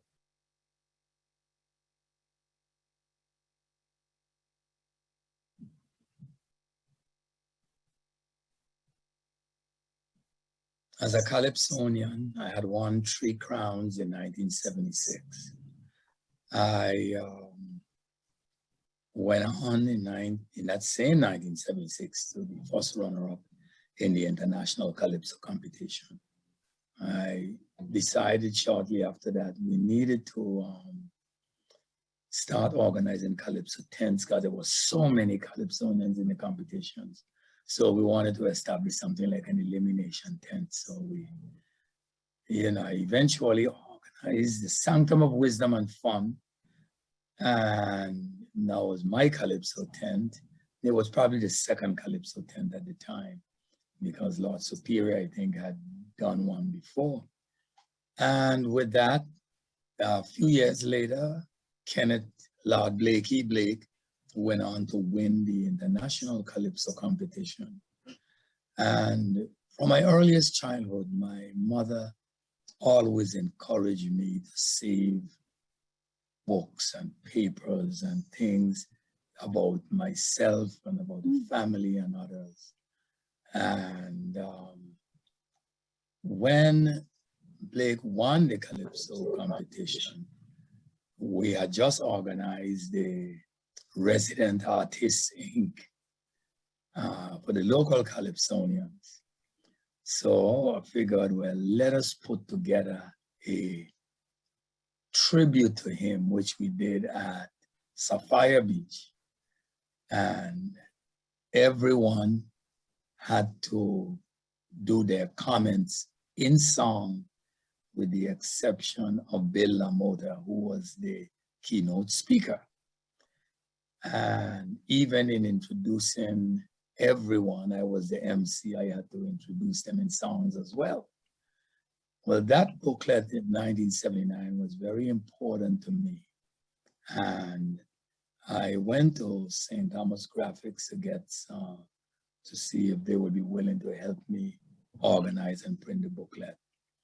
And there was Judy, a serious, pleasant, smoking, you know, a smoky voice, in the sense that it wasn't light, but there was a touch of business, firmness, and an underpinning of warmth, you know, and I just kind of liked her from there. And she took me through the process very slowly. You're going to need this, you're going to need this, you're going. So, and I guess, and I, like, how do I get a lot of this stuff? Well, just try the Daily News. Don't you know anybody over there? Yeah, you know, it was like, hey, that's an idea. St. Clair Moraine, who was working there at the time, you know, I went over, I talked with him, and they had a bunch of pictures of the previous Calypso tents and, you know, photographs of the Calypsonians and everything. So we were able to pull that together. And he helped me put them in the format that she wanted. I took them there and we got that booklet together. And waiting for the price, you know, it was one of those things where he says, yeah, I know you think I'm going to kill you, huh? I didn't know what to say or what to do. But she said, I'll tell you what, if you can raise a couple of $100, go to some of the folks on Main Street and so on, and tell them you're doing this tribute to Blakey and you need some money. And we set up some ads, and she started to explain to me, you can charge $25 for a quarter page. And it's always good to drop the half page a little. That would be like 35, and a full page 75. I said, wow, okay, we went around, we got a few ads, and it paid for the booklet. And just the way she guided me through it, I knew it was someone that I had to stay close to develop that skill. And as the years roll along, and we still continue to try and build the tents, in 1982, we noticed the Carnival Committee had stopped doing their booklets. So I picked up the idea, well, let me do a booklet that will be a little different. Pictures of the previous carnival, but the songs of the Calypsonians of the year before. And we put those songs in, and even some of the songs of the current year. But all the pictures, of course, was of the parade and the village of the previous year. So that was so, you know, helpful putting this booklet together. So by the second year, Mr. Richard Carlwood, who was in charge of the village, he saw what I was doing. He said, man, this is a good idea you have.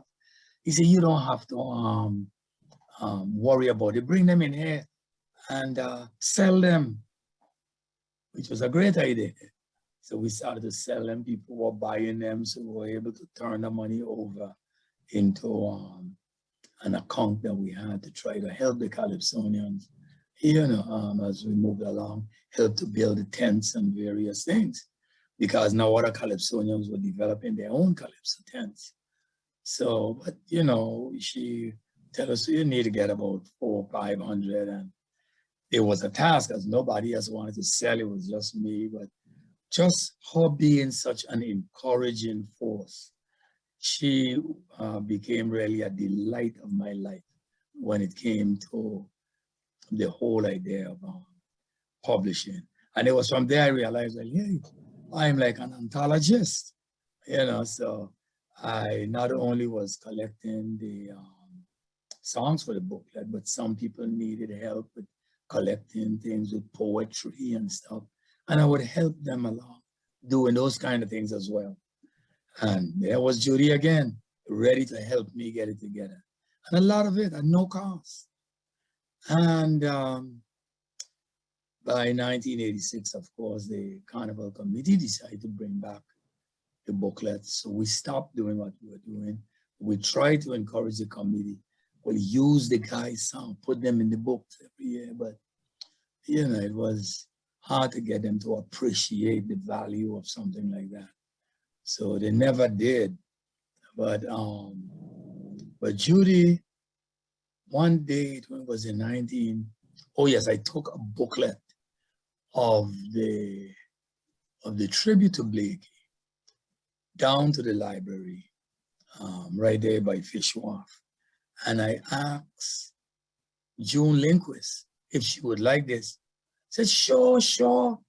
I wish people would do like you, because there's a law where all printed material should be put in the archives. And I said, oh yeah?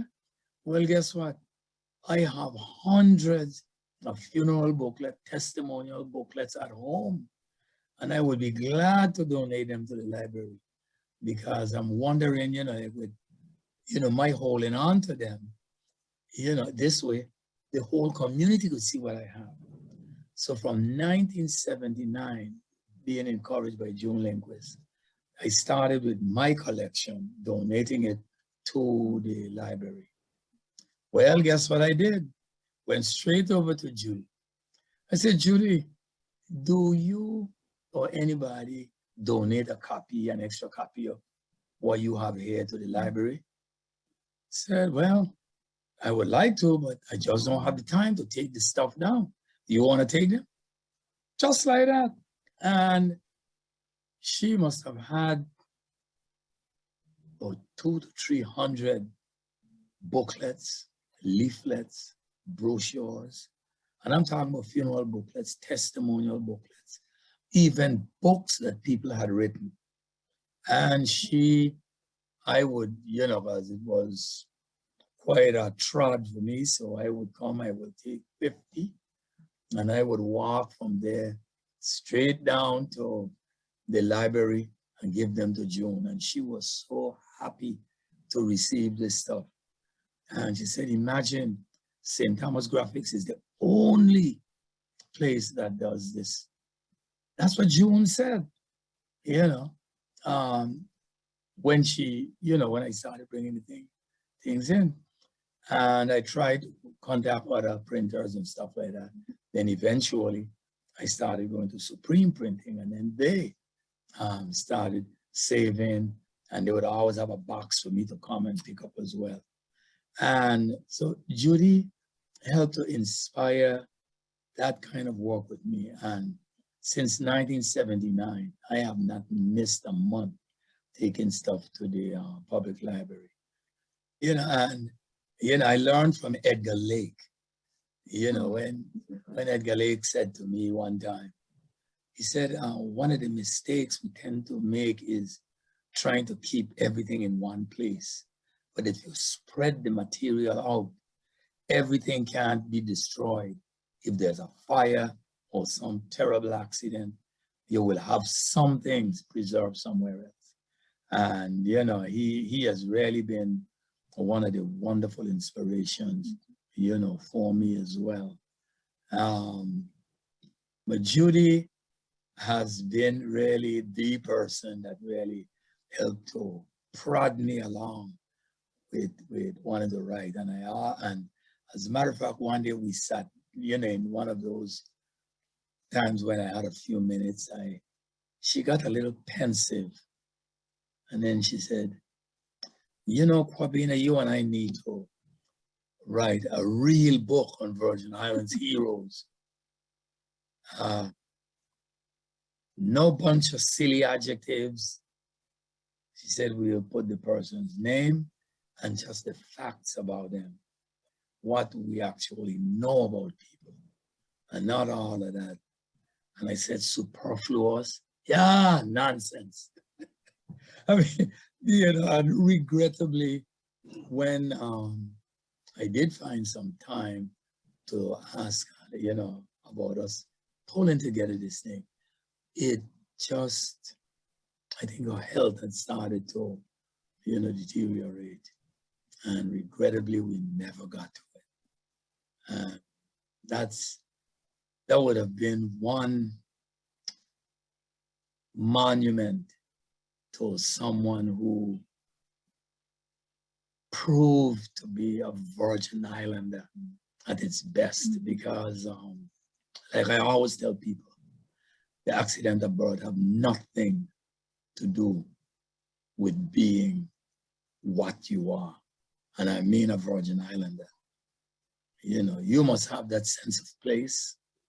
You must have that passion to support and defend the culture and way of life.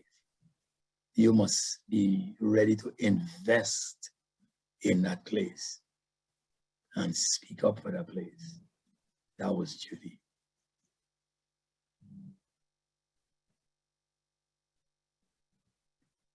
That tribute was heartfelt, as you could see. And thank you, Corina, for those lovely, lovely remembrances. We have another person to share her experiences with us now. And this pertains more to the collection that actually came to the Caribbean Genealogy Library when the business closed. Anise Canton, who now serves as executive assistant to Lieutenant Governor Trudegenza Roach, is herself a master's degree librarian in library and information science. She is a former librarian at Invenba Library and in the school system here. And she was formerly the executive director of the Virgin Islands Humanities Council. We've been longtime friends, and she agreed to share her thoughts about processing the collection. She was one of the first volunteers that we had working on the collection, and here's what she had to say. I was introduced to the Caribbean Genealogy Library by Susan Lugo many years ago when we worked together at Enid Emba Public Library.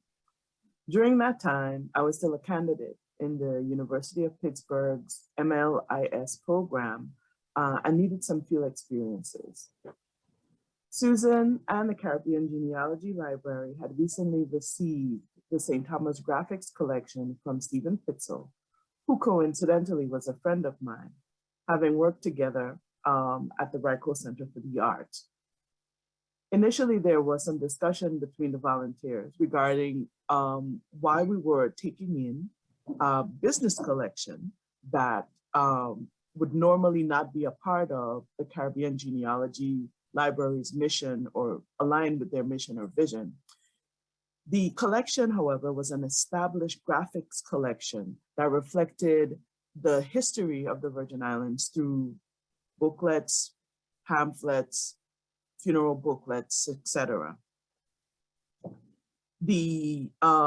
Primarily, I created the worksheets that contained the content of the work tickets. The work tickets were essentially little pockets that had the all of the elements that would be required to put together the templates, which would include the graphic notes, the contact information, original items, all a part of the template process for the St. Thomas Graphics business. The work tickets contain art mock-ups, photos, proofs of graphic works, which reflected the personal and social history of St. Thomas at the time. I also included, or I also found biographies, photographs, business flyers, brochures, and books. The St. Thomas Graphics collection reflected the rich and diverse atmosphere of St. Thomas at the time. I started the St. Thomas Graphics collection in 2009, working on the collection. And it proved very valuable to me as a librarian and as a member of the community. My St. Thomas Graphics aha moment happened in the first box with the funeral booklet of Annie Hodge Martinez Calwood, whose life story was a prime example of how ordinary people do extraordinary things in the Virgin Islands. I grew up in the same Savannah neighborhood, playing with her grandchildren and not knowing that her life was spent making the Virgin Islands a better place. The next moment was holding the proof copy of Arona Peterson's Herbs and Proverbs. I cannot tell you how incredible it felt to hold such a beautiful book of enduring value to the Virgin Islands community. I can still remember seeing her notes and edits written on the work cards. And that was just the first box. The St. Thomas Graphics collection reflected the growing needs of the community.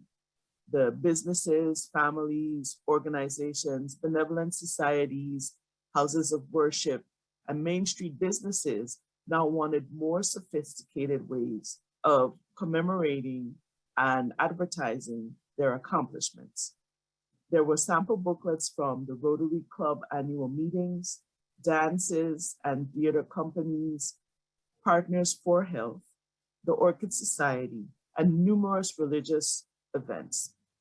These booklets contained names of members, their honors or titles, as well as the significance of the events.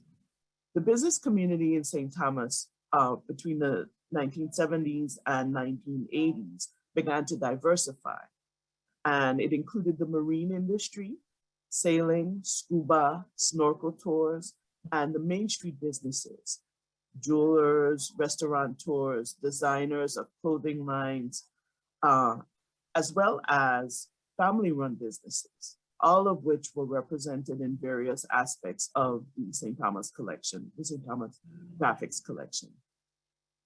Also, the ads in these booklets contained the family businesses and donors who supported the arts and the humanities and the social life in St. Thomas. A prime example would be Rico Center for the Arts. As I mentioned before, Stephen and I worked together there, and there was a marvelous collection in St. Thomas Graphics of their posters, booklets, photos from performances with donor lists and acknowledgements. The collection's work tickets seem to reflect the history and growth of those organizations through years of booklets, photos, and notes. Imagine that you are at CGL researching a family member or the history of your organization. If it was printed at St. Thomas Graphics, there is a good chance that the contents of those work tickets are still there. That leads me to the next moment of interest in the St. Thomas Graphics collection: the amazing original photographs. Several work tickets contain lots of families, business partners, faith members, performers, artists, and yes, politicians. Political memorabilia was abundant in the St. Thomas Graphics collection. There were many candid and professional photos of senators, governors, lieutenant governors, and aspirants.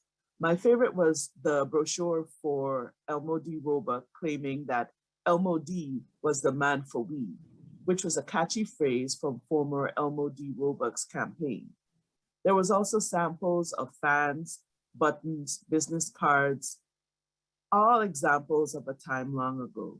To this day, I still have fond memories of working on this collection and all the things I learned about my island home and its surprisingly remarkable people.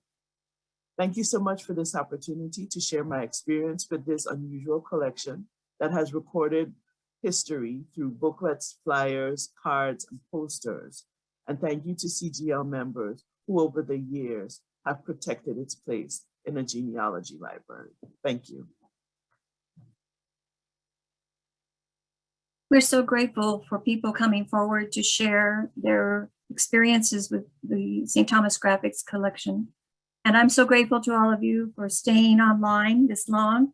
We do have a little bit more to describe for you and a couple of very short interviews to follow. So I hope that you can stay to the very end. This section is really just going to make you acquainted with the St. Thomas Graphics collection. Very briefly, we hope that you'll be able to come into the library, or we can develop an online tool to acquaint you in more depth with the collection. It consists of commercial printing materials, printed matter or materials, government printing, funeral booklets, of course, we've talked about, work tickets. We have flat files for the larger pieces that are the actual photo processes that were, and mock-ups, the layouts that were used in the printing process, and of course the office files as well. This is some of the work that has been done as part of this grant. This is actually before labeling, but all of these booklets, the covers of every single one of these booklets was scanned and put online so that you could know what we have. If you need to see the entire contents, then you would contact the Caribbean Genealogy Library, or if you're visiting, you of course could view it in person. But if you cannot get into the library, let us know and we'll do our best to scan it in for you. To give you an idea of the depth and breadth of this collection, some of the commercial printing items that we have, and the 332 of them, are listed here. Again, treating this more as an archival collection than a library collection. We have chosen to organize them by the boxes that they originally came to us in. So CP01 refers to that commercial printing box number 1, and the items that are in there under that box designation each have a live link that will allow you to view the cover online. The printed material that we have, which would cover a number of organizational print items, some of which are represented in the list you see partially represented on the screen. There are 1,130 items so far that have been documented as being part of the collection.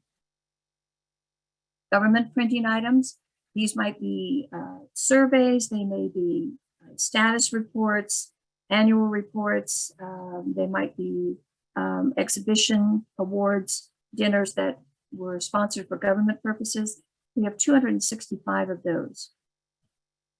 And the funeral booklets, we received initially a total of 1,039 funeral booklets in the donation made by St. Thomas Graphics to the Caribbean Genealogy Library in 2008.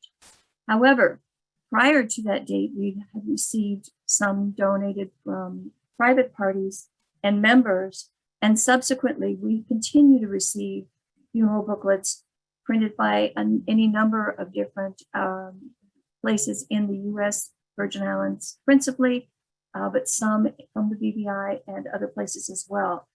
Currently, we have over 6,700 funeral booklets listed in our inventory, and we have about 3 or 4 boxes now that have been donated recently to the library that need to be processed and entered into that inventory list.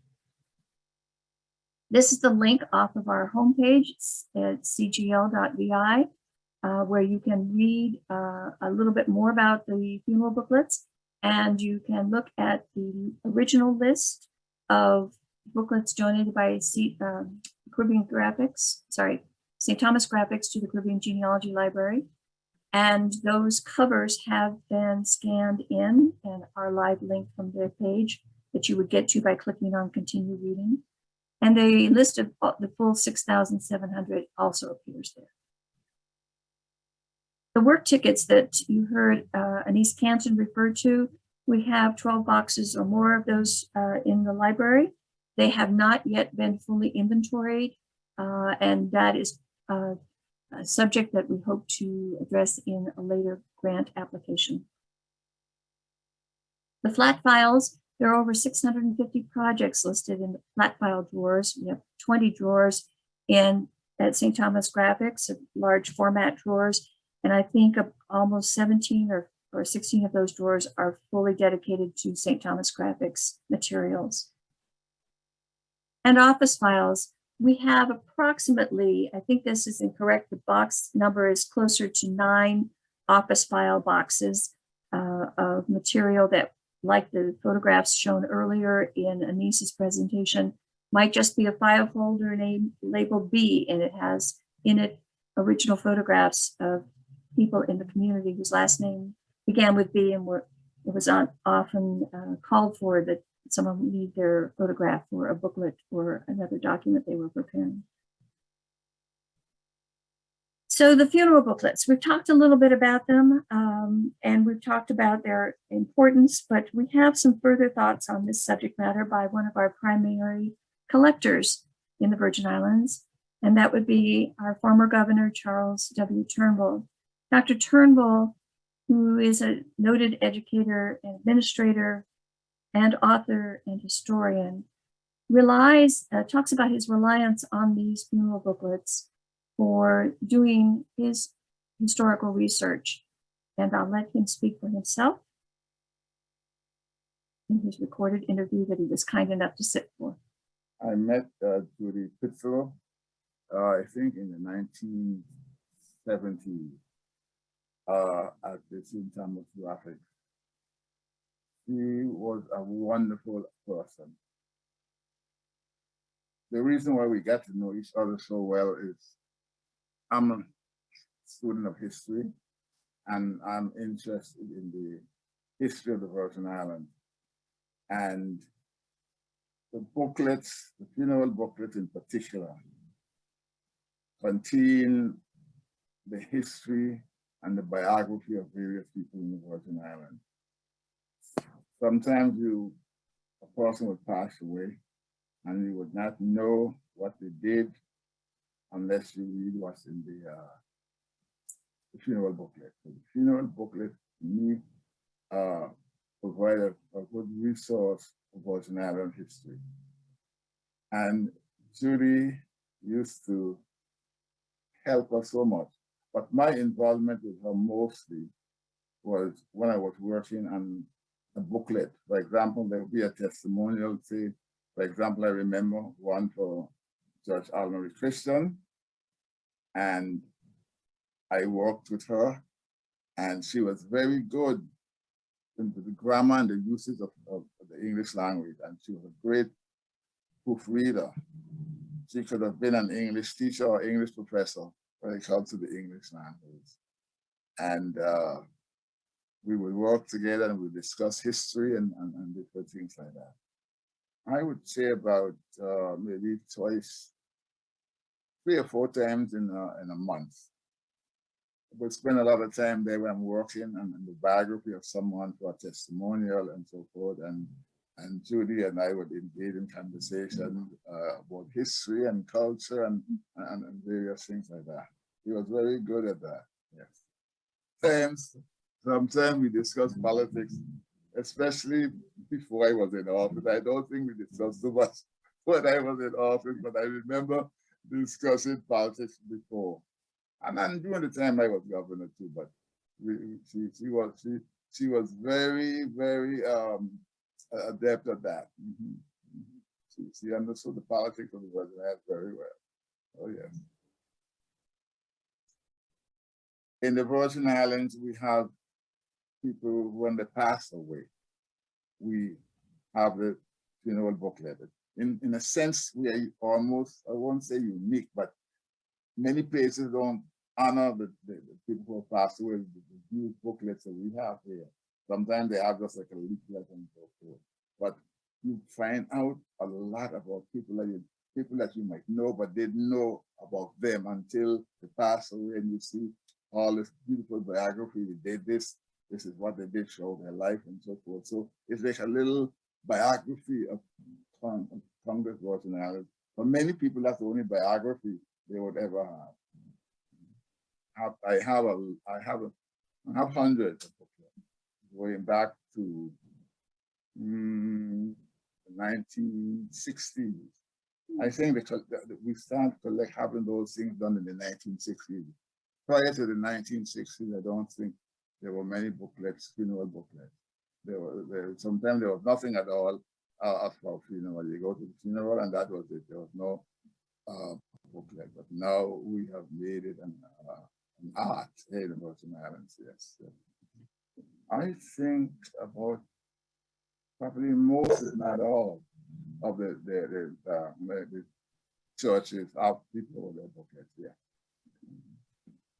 Yeah, I think it covers the whole spectrum of churches in the Virgin Islands, yes.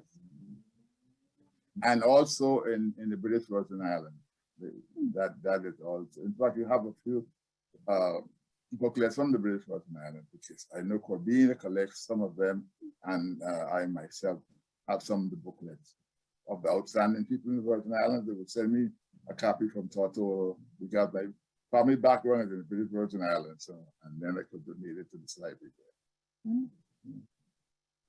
I would find the biography of individuals, when they were born, when they went to school, their professional life, until their death, and it would list their families, which is very important, because in genealogy you'll find in the booklet persons who survived the individual who passed away, and then you might also find, almost all of the time, you find who the parents were, and where they went to school and so forth. So you could glean so much information from the booklet. Sometimes it's surprising what you have there. Some of those booklets have mini biographies of individuals that people now trying to do research would refer to the booklet. If you want to find out what somebody did in the Virgin Islands, go to the funeral booklet, and you'll find when they were born, who their parentage, what they did in the way, and so forth. Yes. Because in terms of whoever did such a fine work under Judy, that we always know we will have something that will be very well done if she was working on it. That she was a perfectionist when it came to working booklets and so forth like that. One honoring Judge Almanac Christian, that was sponsored by my fraternity, Alpha Phi Alpha fraternity, and he was one of our members. And also I remember working on the booklet for honoring Ambassador Terence Stadman. In fact, I wrote the biography of the ambassador for that booklet. So those are some of the things we did. It helps me now when I'm writing about the history of the Virgin Islands and different things. For example, I'm working on this day in Virgin Island history. I have maybe 1,000 to 3,000 entries, and I get much of the information from the funeral booklet. So this individual was born on this day, and when they died, and so forth. The Caribbean Genealogical Library is a jewel, and I've used it many times. I'm going to continue to use it, because it is a wonderful idea, and the Genealogical Library is very useful. There are books here that I believe are found nowhere else in the Virgin Islands, and not even in the other libraries. And it's a resource for historians, for scholars, and for genealogists. It's a wonderful place to be.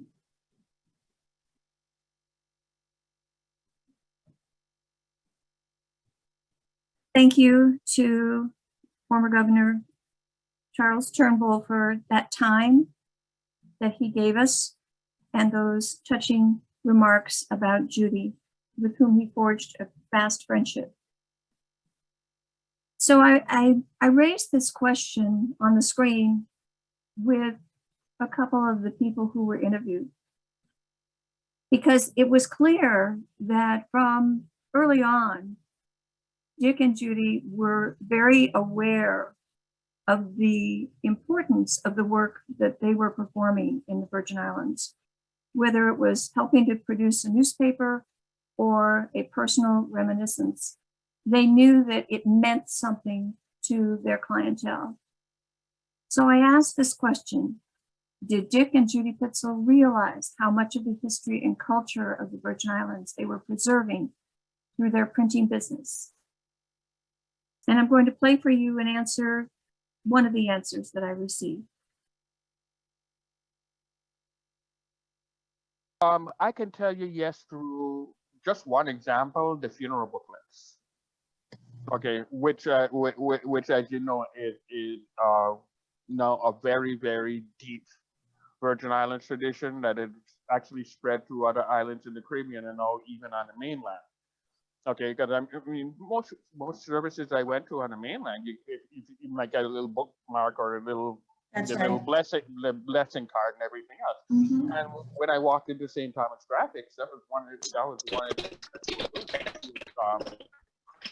they were doing like 2 or 3 a week of these And books, what- and it's like Judy, it was Dick, sorry, it was Dick who told me the history behind how those books came to be. He said this was not a tradition and everything else here in the Virgin Islands. He said every once in a while you would see a book for a dignitary. He credited the jump, the fact that everybody now needed a funeral book, history of their loved one's life, to the passing of Governor Cyril King. Basically, very rarely would a book come in, but after the Cyril King book, and they did it with gold embossing and everything else, gold ink with real gold in it, and his whole write-up, his life story and everything like that, it was like almost after that, almost overnight, they said people started coming in. They wanted books done. So it was like, first there was people in the higher at the higher echelons of society, but by the time I got to St. Thomas Rapids, it was like the common man needed a book, and Judy put together price points where basically you could get something that was 4 pages, 8 pages, 16 pages, etc. And tributes started becoming a thing too, and now that started driving up the point for people who really wanted a history of the loved ones. And but the addition of the tributes now, while it increased the size of the book and increased business, also had the historical context that we were actually writing down what other people, even some people peripherally who barely even knew them, thought about that individual in the community. I guess to a certain extent now you have that with Facebook, with the with those type of memorial pages or whatnot. But I mean, this was the way that we were doing. This was the way the whole community. It turned out that now the whole community could tell the surviving members of the family just how much this person meant to them. And it's like, I mean, we could see healing occurring while people were sitting down in graphics, because a lot of these tributes would come straight to St. Thomas Graphics. And so when the people were proofing their booklet before press, a lot of times that was the first time some of these people were even seeing some of these tributes. And you could actually physically see the healing. Some people would get the tears, but others would smile and laugh at the memory of the comment and things like that. And so yes, Judy had been talking from a long time about how do we keep these things, how do we get these things preserved, because this is people's entire lives that we're making a record of. How well said. And so we have Rob Upson and the Caribbean Genealogy Library to thank for applying to the Community Foundation of the Virgin Islands for this grant project. It was funded by a grant from the National Endowment for the Humanities, and it was flowing through CFBI to the Caribbean Genealogy Library. And here's the scope and the deliverables of that grant, and a picture of Rob. The scope was to inventory and create a database of items contained and held in the St. Thomas Graphics collection booklets and publications, to digitize the booklet publication covers of approximately 2/3 of the holdings in the St. Thomas Graphics collection. We do have more to do. Make the digitized cover images freely available online to the public for research. That freely available descriptor is so important to CGL's mission. There is so much that is freely available online already, and we believe the way to democratize this information is to continue to bring it online for others to see and have access to. And finally, to host a series of 4 lectures or workshops that feature or explore the collection's diverse information resources. This event today is the first of those 4 lectures. All of those grant deliverables are due by October of this year.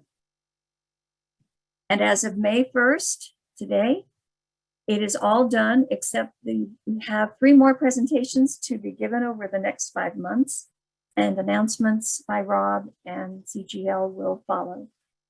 I congratulate Rob on its successful management of this project and his persistence in making sure that the project was done with quality and thoughtfulness that it deserved.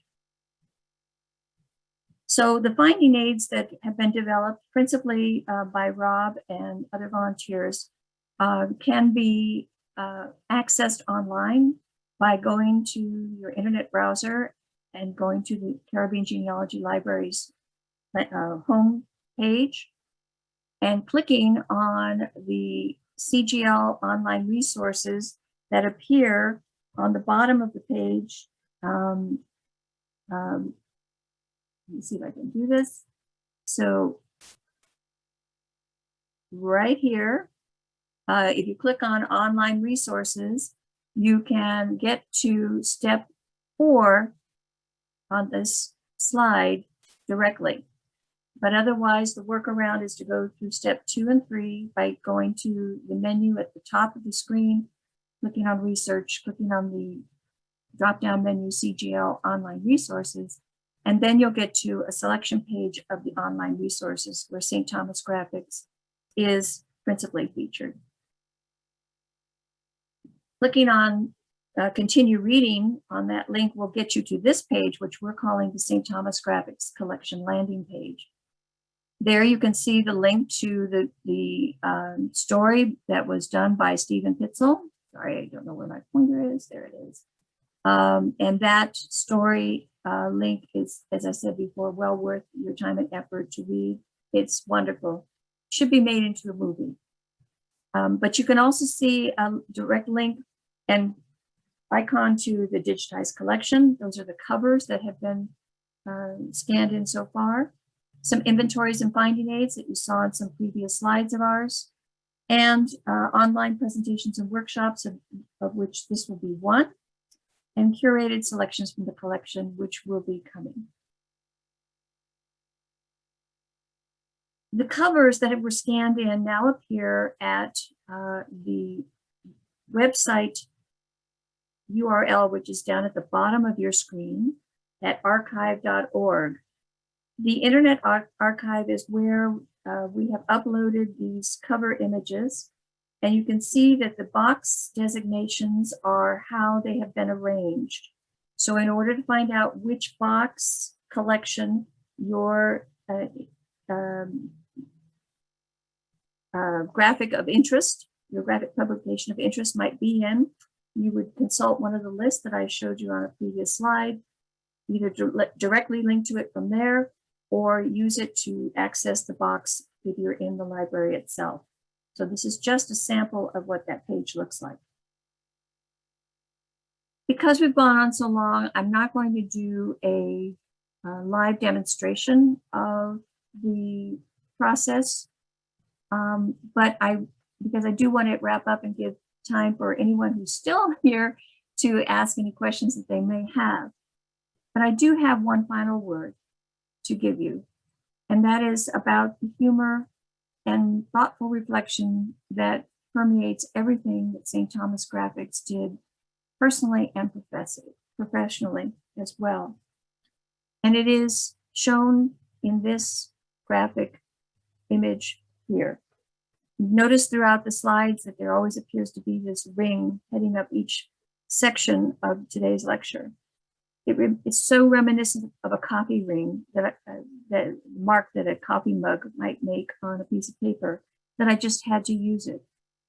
Because I found in one of 1,000 publications that we have in our collection, I happened to find this ad that Judy and Dick put together for St. Thomas Graphics. And it says on a crumpled up piece of notepaper, a photograph of a crumpled up piece of notepaper that has St. Thomas Graphics logo at the top. Judy, this year we will get our carnival ad ready ahead of the deadline. And Dick signs his initials DP.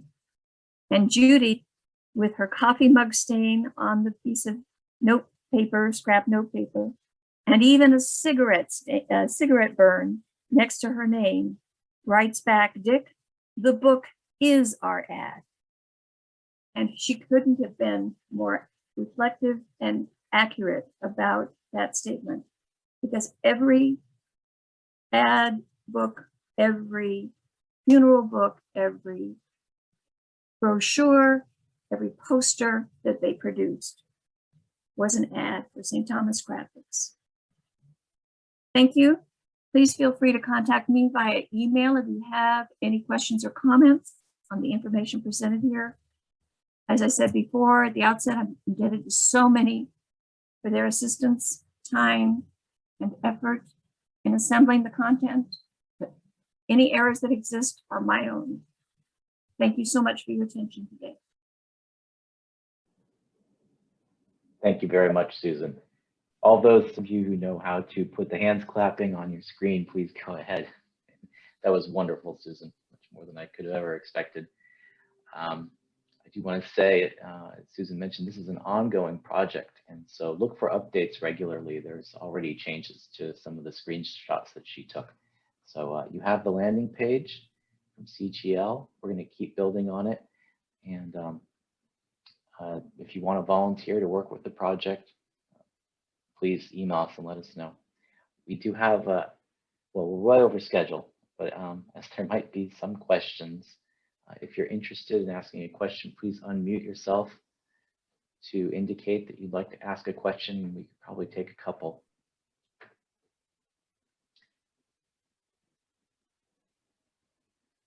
Say the website is now live. It's still under development, so check it often. If there's something you want to see in person to get the whole booklet, you need to email to schedule an appointment. Suzanne Robinson, I see you have a question. Please go ahead. I have a question. I just have a comment. I just have a comment, and that is it's exciting to be part of the history. And I don't know how in the world we got to be at that age and stage of going through so much of what we saw today. It's thrilling. Thank you so much.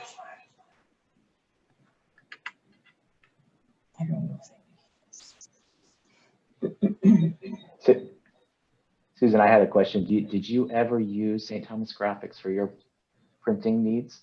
We did. I think I mentioned that my mother-in-law, Gertrude Melchior, who was featured in one of the Calypso booklets, in fact,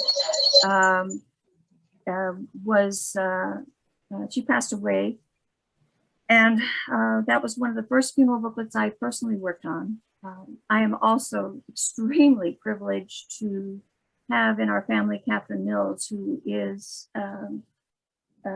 my husband's cousin and a fabulous graphic artist in her own right, that a talent that she has developed on her own. Watching her bloom, I can understand the love of what they did, and when I see it reflected in what Catherine does for so many families on this island as well. Thank you very much. Catherine. Thank you very much for saying that. But I have to tell you that Judy was always so helpful with me. How I started out in the world of graphics was working as a volunteer to fundraise for All Saints School. And at that time, our book was printed by Judy and our Mardi Gras book. And that started me on this whole path of learning how to do this. And she was always a delight to work with. I didn't know her personally, but I knew her from going there and sitting there and asking her questions and smoking and what have you. So yeah. She was always so helpful. So thank you so much for doing this wonderful presentation. My pleasure. Archie? Yeah, I would just like to, wonderful, wonderful presentation.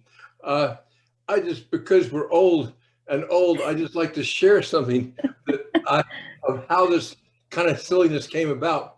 I had a friend in London who worked for a number of years analyzing the colonial records from India and Ceylon. Oh my And the way gosh. she did this, she had books, and she used scissors and cut out each name with birth and death records of the colonial enterprise. And then she pasted them on another place that went to some other place to do something, which, I mean, this is how the computer started. And that was, I mean, she did it for, I mean, she was paid very little, but it was very meticulous work, but she had to cut each into, I mean, there were pages of thousands of books. I mean, an awful lot of people, hundreds, thousands of British guys died over there, and Indian guys too. So that was one thing. The other one, in my early days in England, I did research projects and worked on the early computers. But in those days, you had a punch card and you stuck a knitting needle down the hole and you shook it like mad. You know, that was the extent of our great data entry work. We've come a long way, Archie. Susan, do you guys need scanners? People just come in and scan, scan, scan? Oh gosh, Rob, sign him up. Scanning is one of the things we do need help with. So yes, let us know when you're available. I might be prevailed upon to do a minor bit of that sometime. Excellent, excellent. Wonderful, wonderful. Okay, nice talking with you guys. Thank you. Thanks, Archie. Yep. I don't see any other hands up or anyone else unmuted. Susan, I have one more question, honestly. Sure. Cynthia Peterson was the volunteer who first did the cataloging and really was the first one to give us an insight into what was contained in the collection. Can you say a couple words about the work that she did? And those indexes are still at the library, and what we can use to identify pieces of the collection which we didn't get to in this project or this phase of the project. Right? Thank you, Rob. Cynthia was I've got to know Cynthia Peterson. She was, I think at the time, I may be wrong, but I think at the time she was living in Florida. But she was attending, it's a strange and complicated and very connected world we live in. She was going for her master's in library and information science through Simmons College, and was a student, I believe, directly of Jeanette Bastian's. Jeanette, of course, the former director of libraries and information, libraries, archives, and museums at DPNR or DCCA.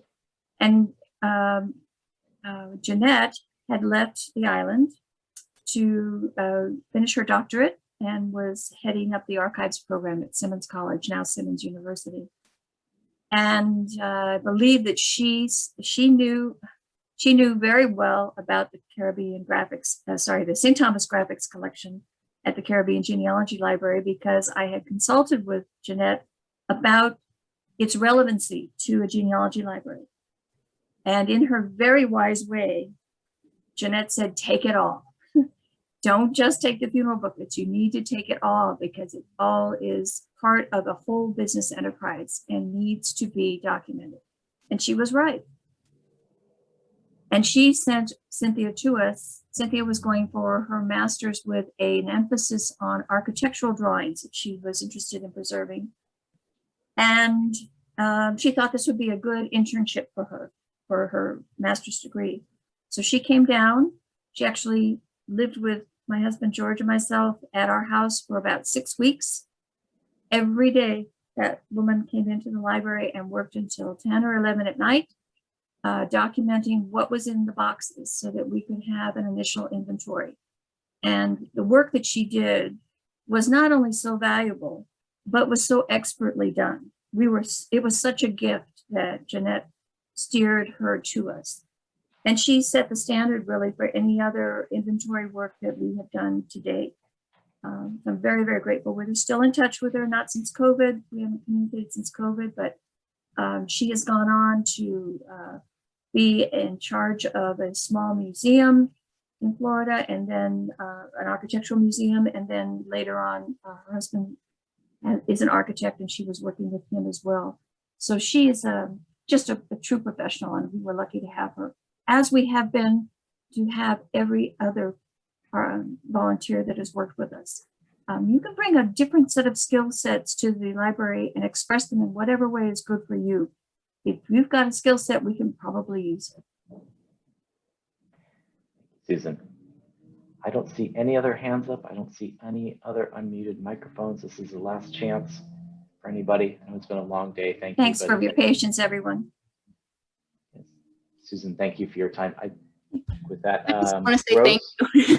Hi, I'm Judy Pitzl's middle daughter, and I just wanted to thank you and just say that this brings a lot of closure for us. And I've been working with Susan kind of, well, in my small little bit that I just wanted to say thank you to everyone who took all of that. And we're all introverts, our whole family. I'm sure she figured that out, so we keep our microphones off. But I just wanted to say thank you. That's all. And, Rose, I appreciate you speaking up and getting to see you at last. We've only communicated by phone and by text and by email. As recently as last night at 8:30, you sent me another photograph of which I wasn't able to incorporate. No, well, I needed to get permission. But she has given me, she's right, they are an introverted family, and they sell, as Stephen told me, we weren't the kind of family or business that would take everybody outside and have a group shot. We just didn't do that. So I said, but Stephen, I've got to have photographs of the building, of the people. And so between you and your brother, you managed to get some things to me. So did Carl. And without those, the story wouldn't have been half as human. So I really appreciate all that you did.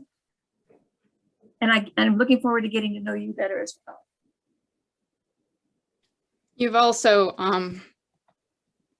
you've also shown us that we need to digitize our own stuff. So thank you for that. You're welcome.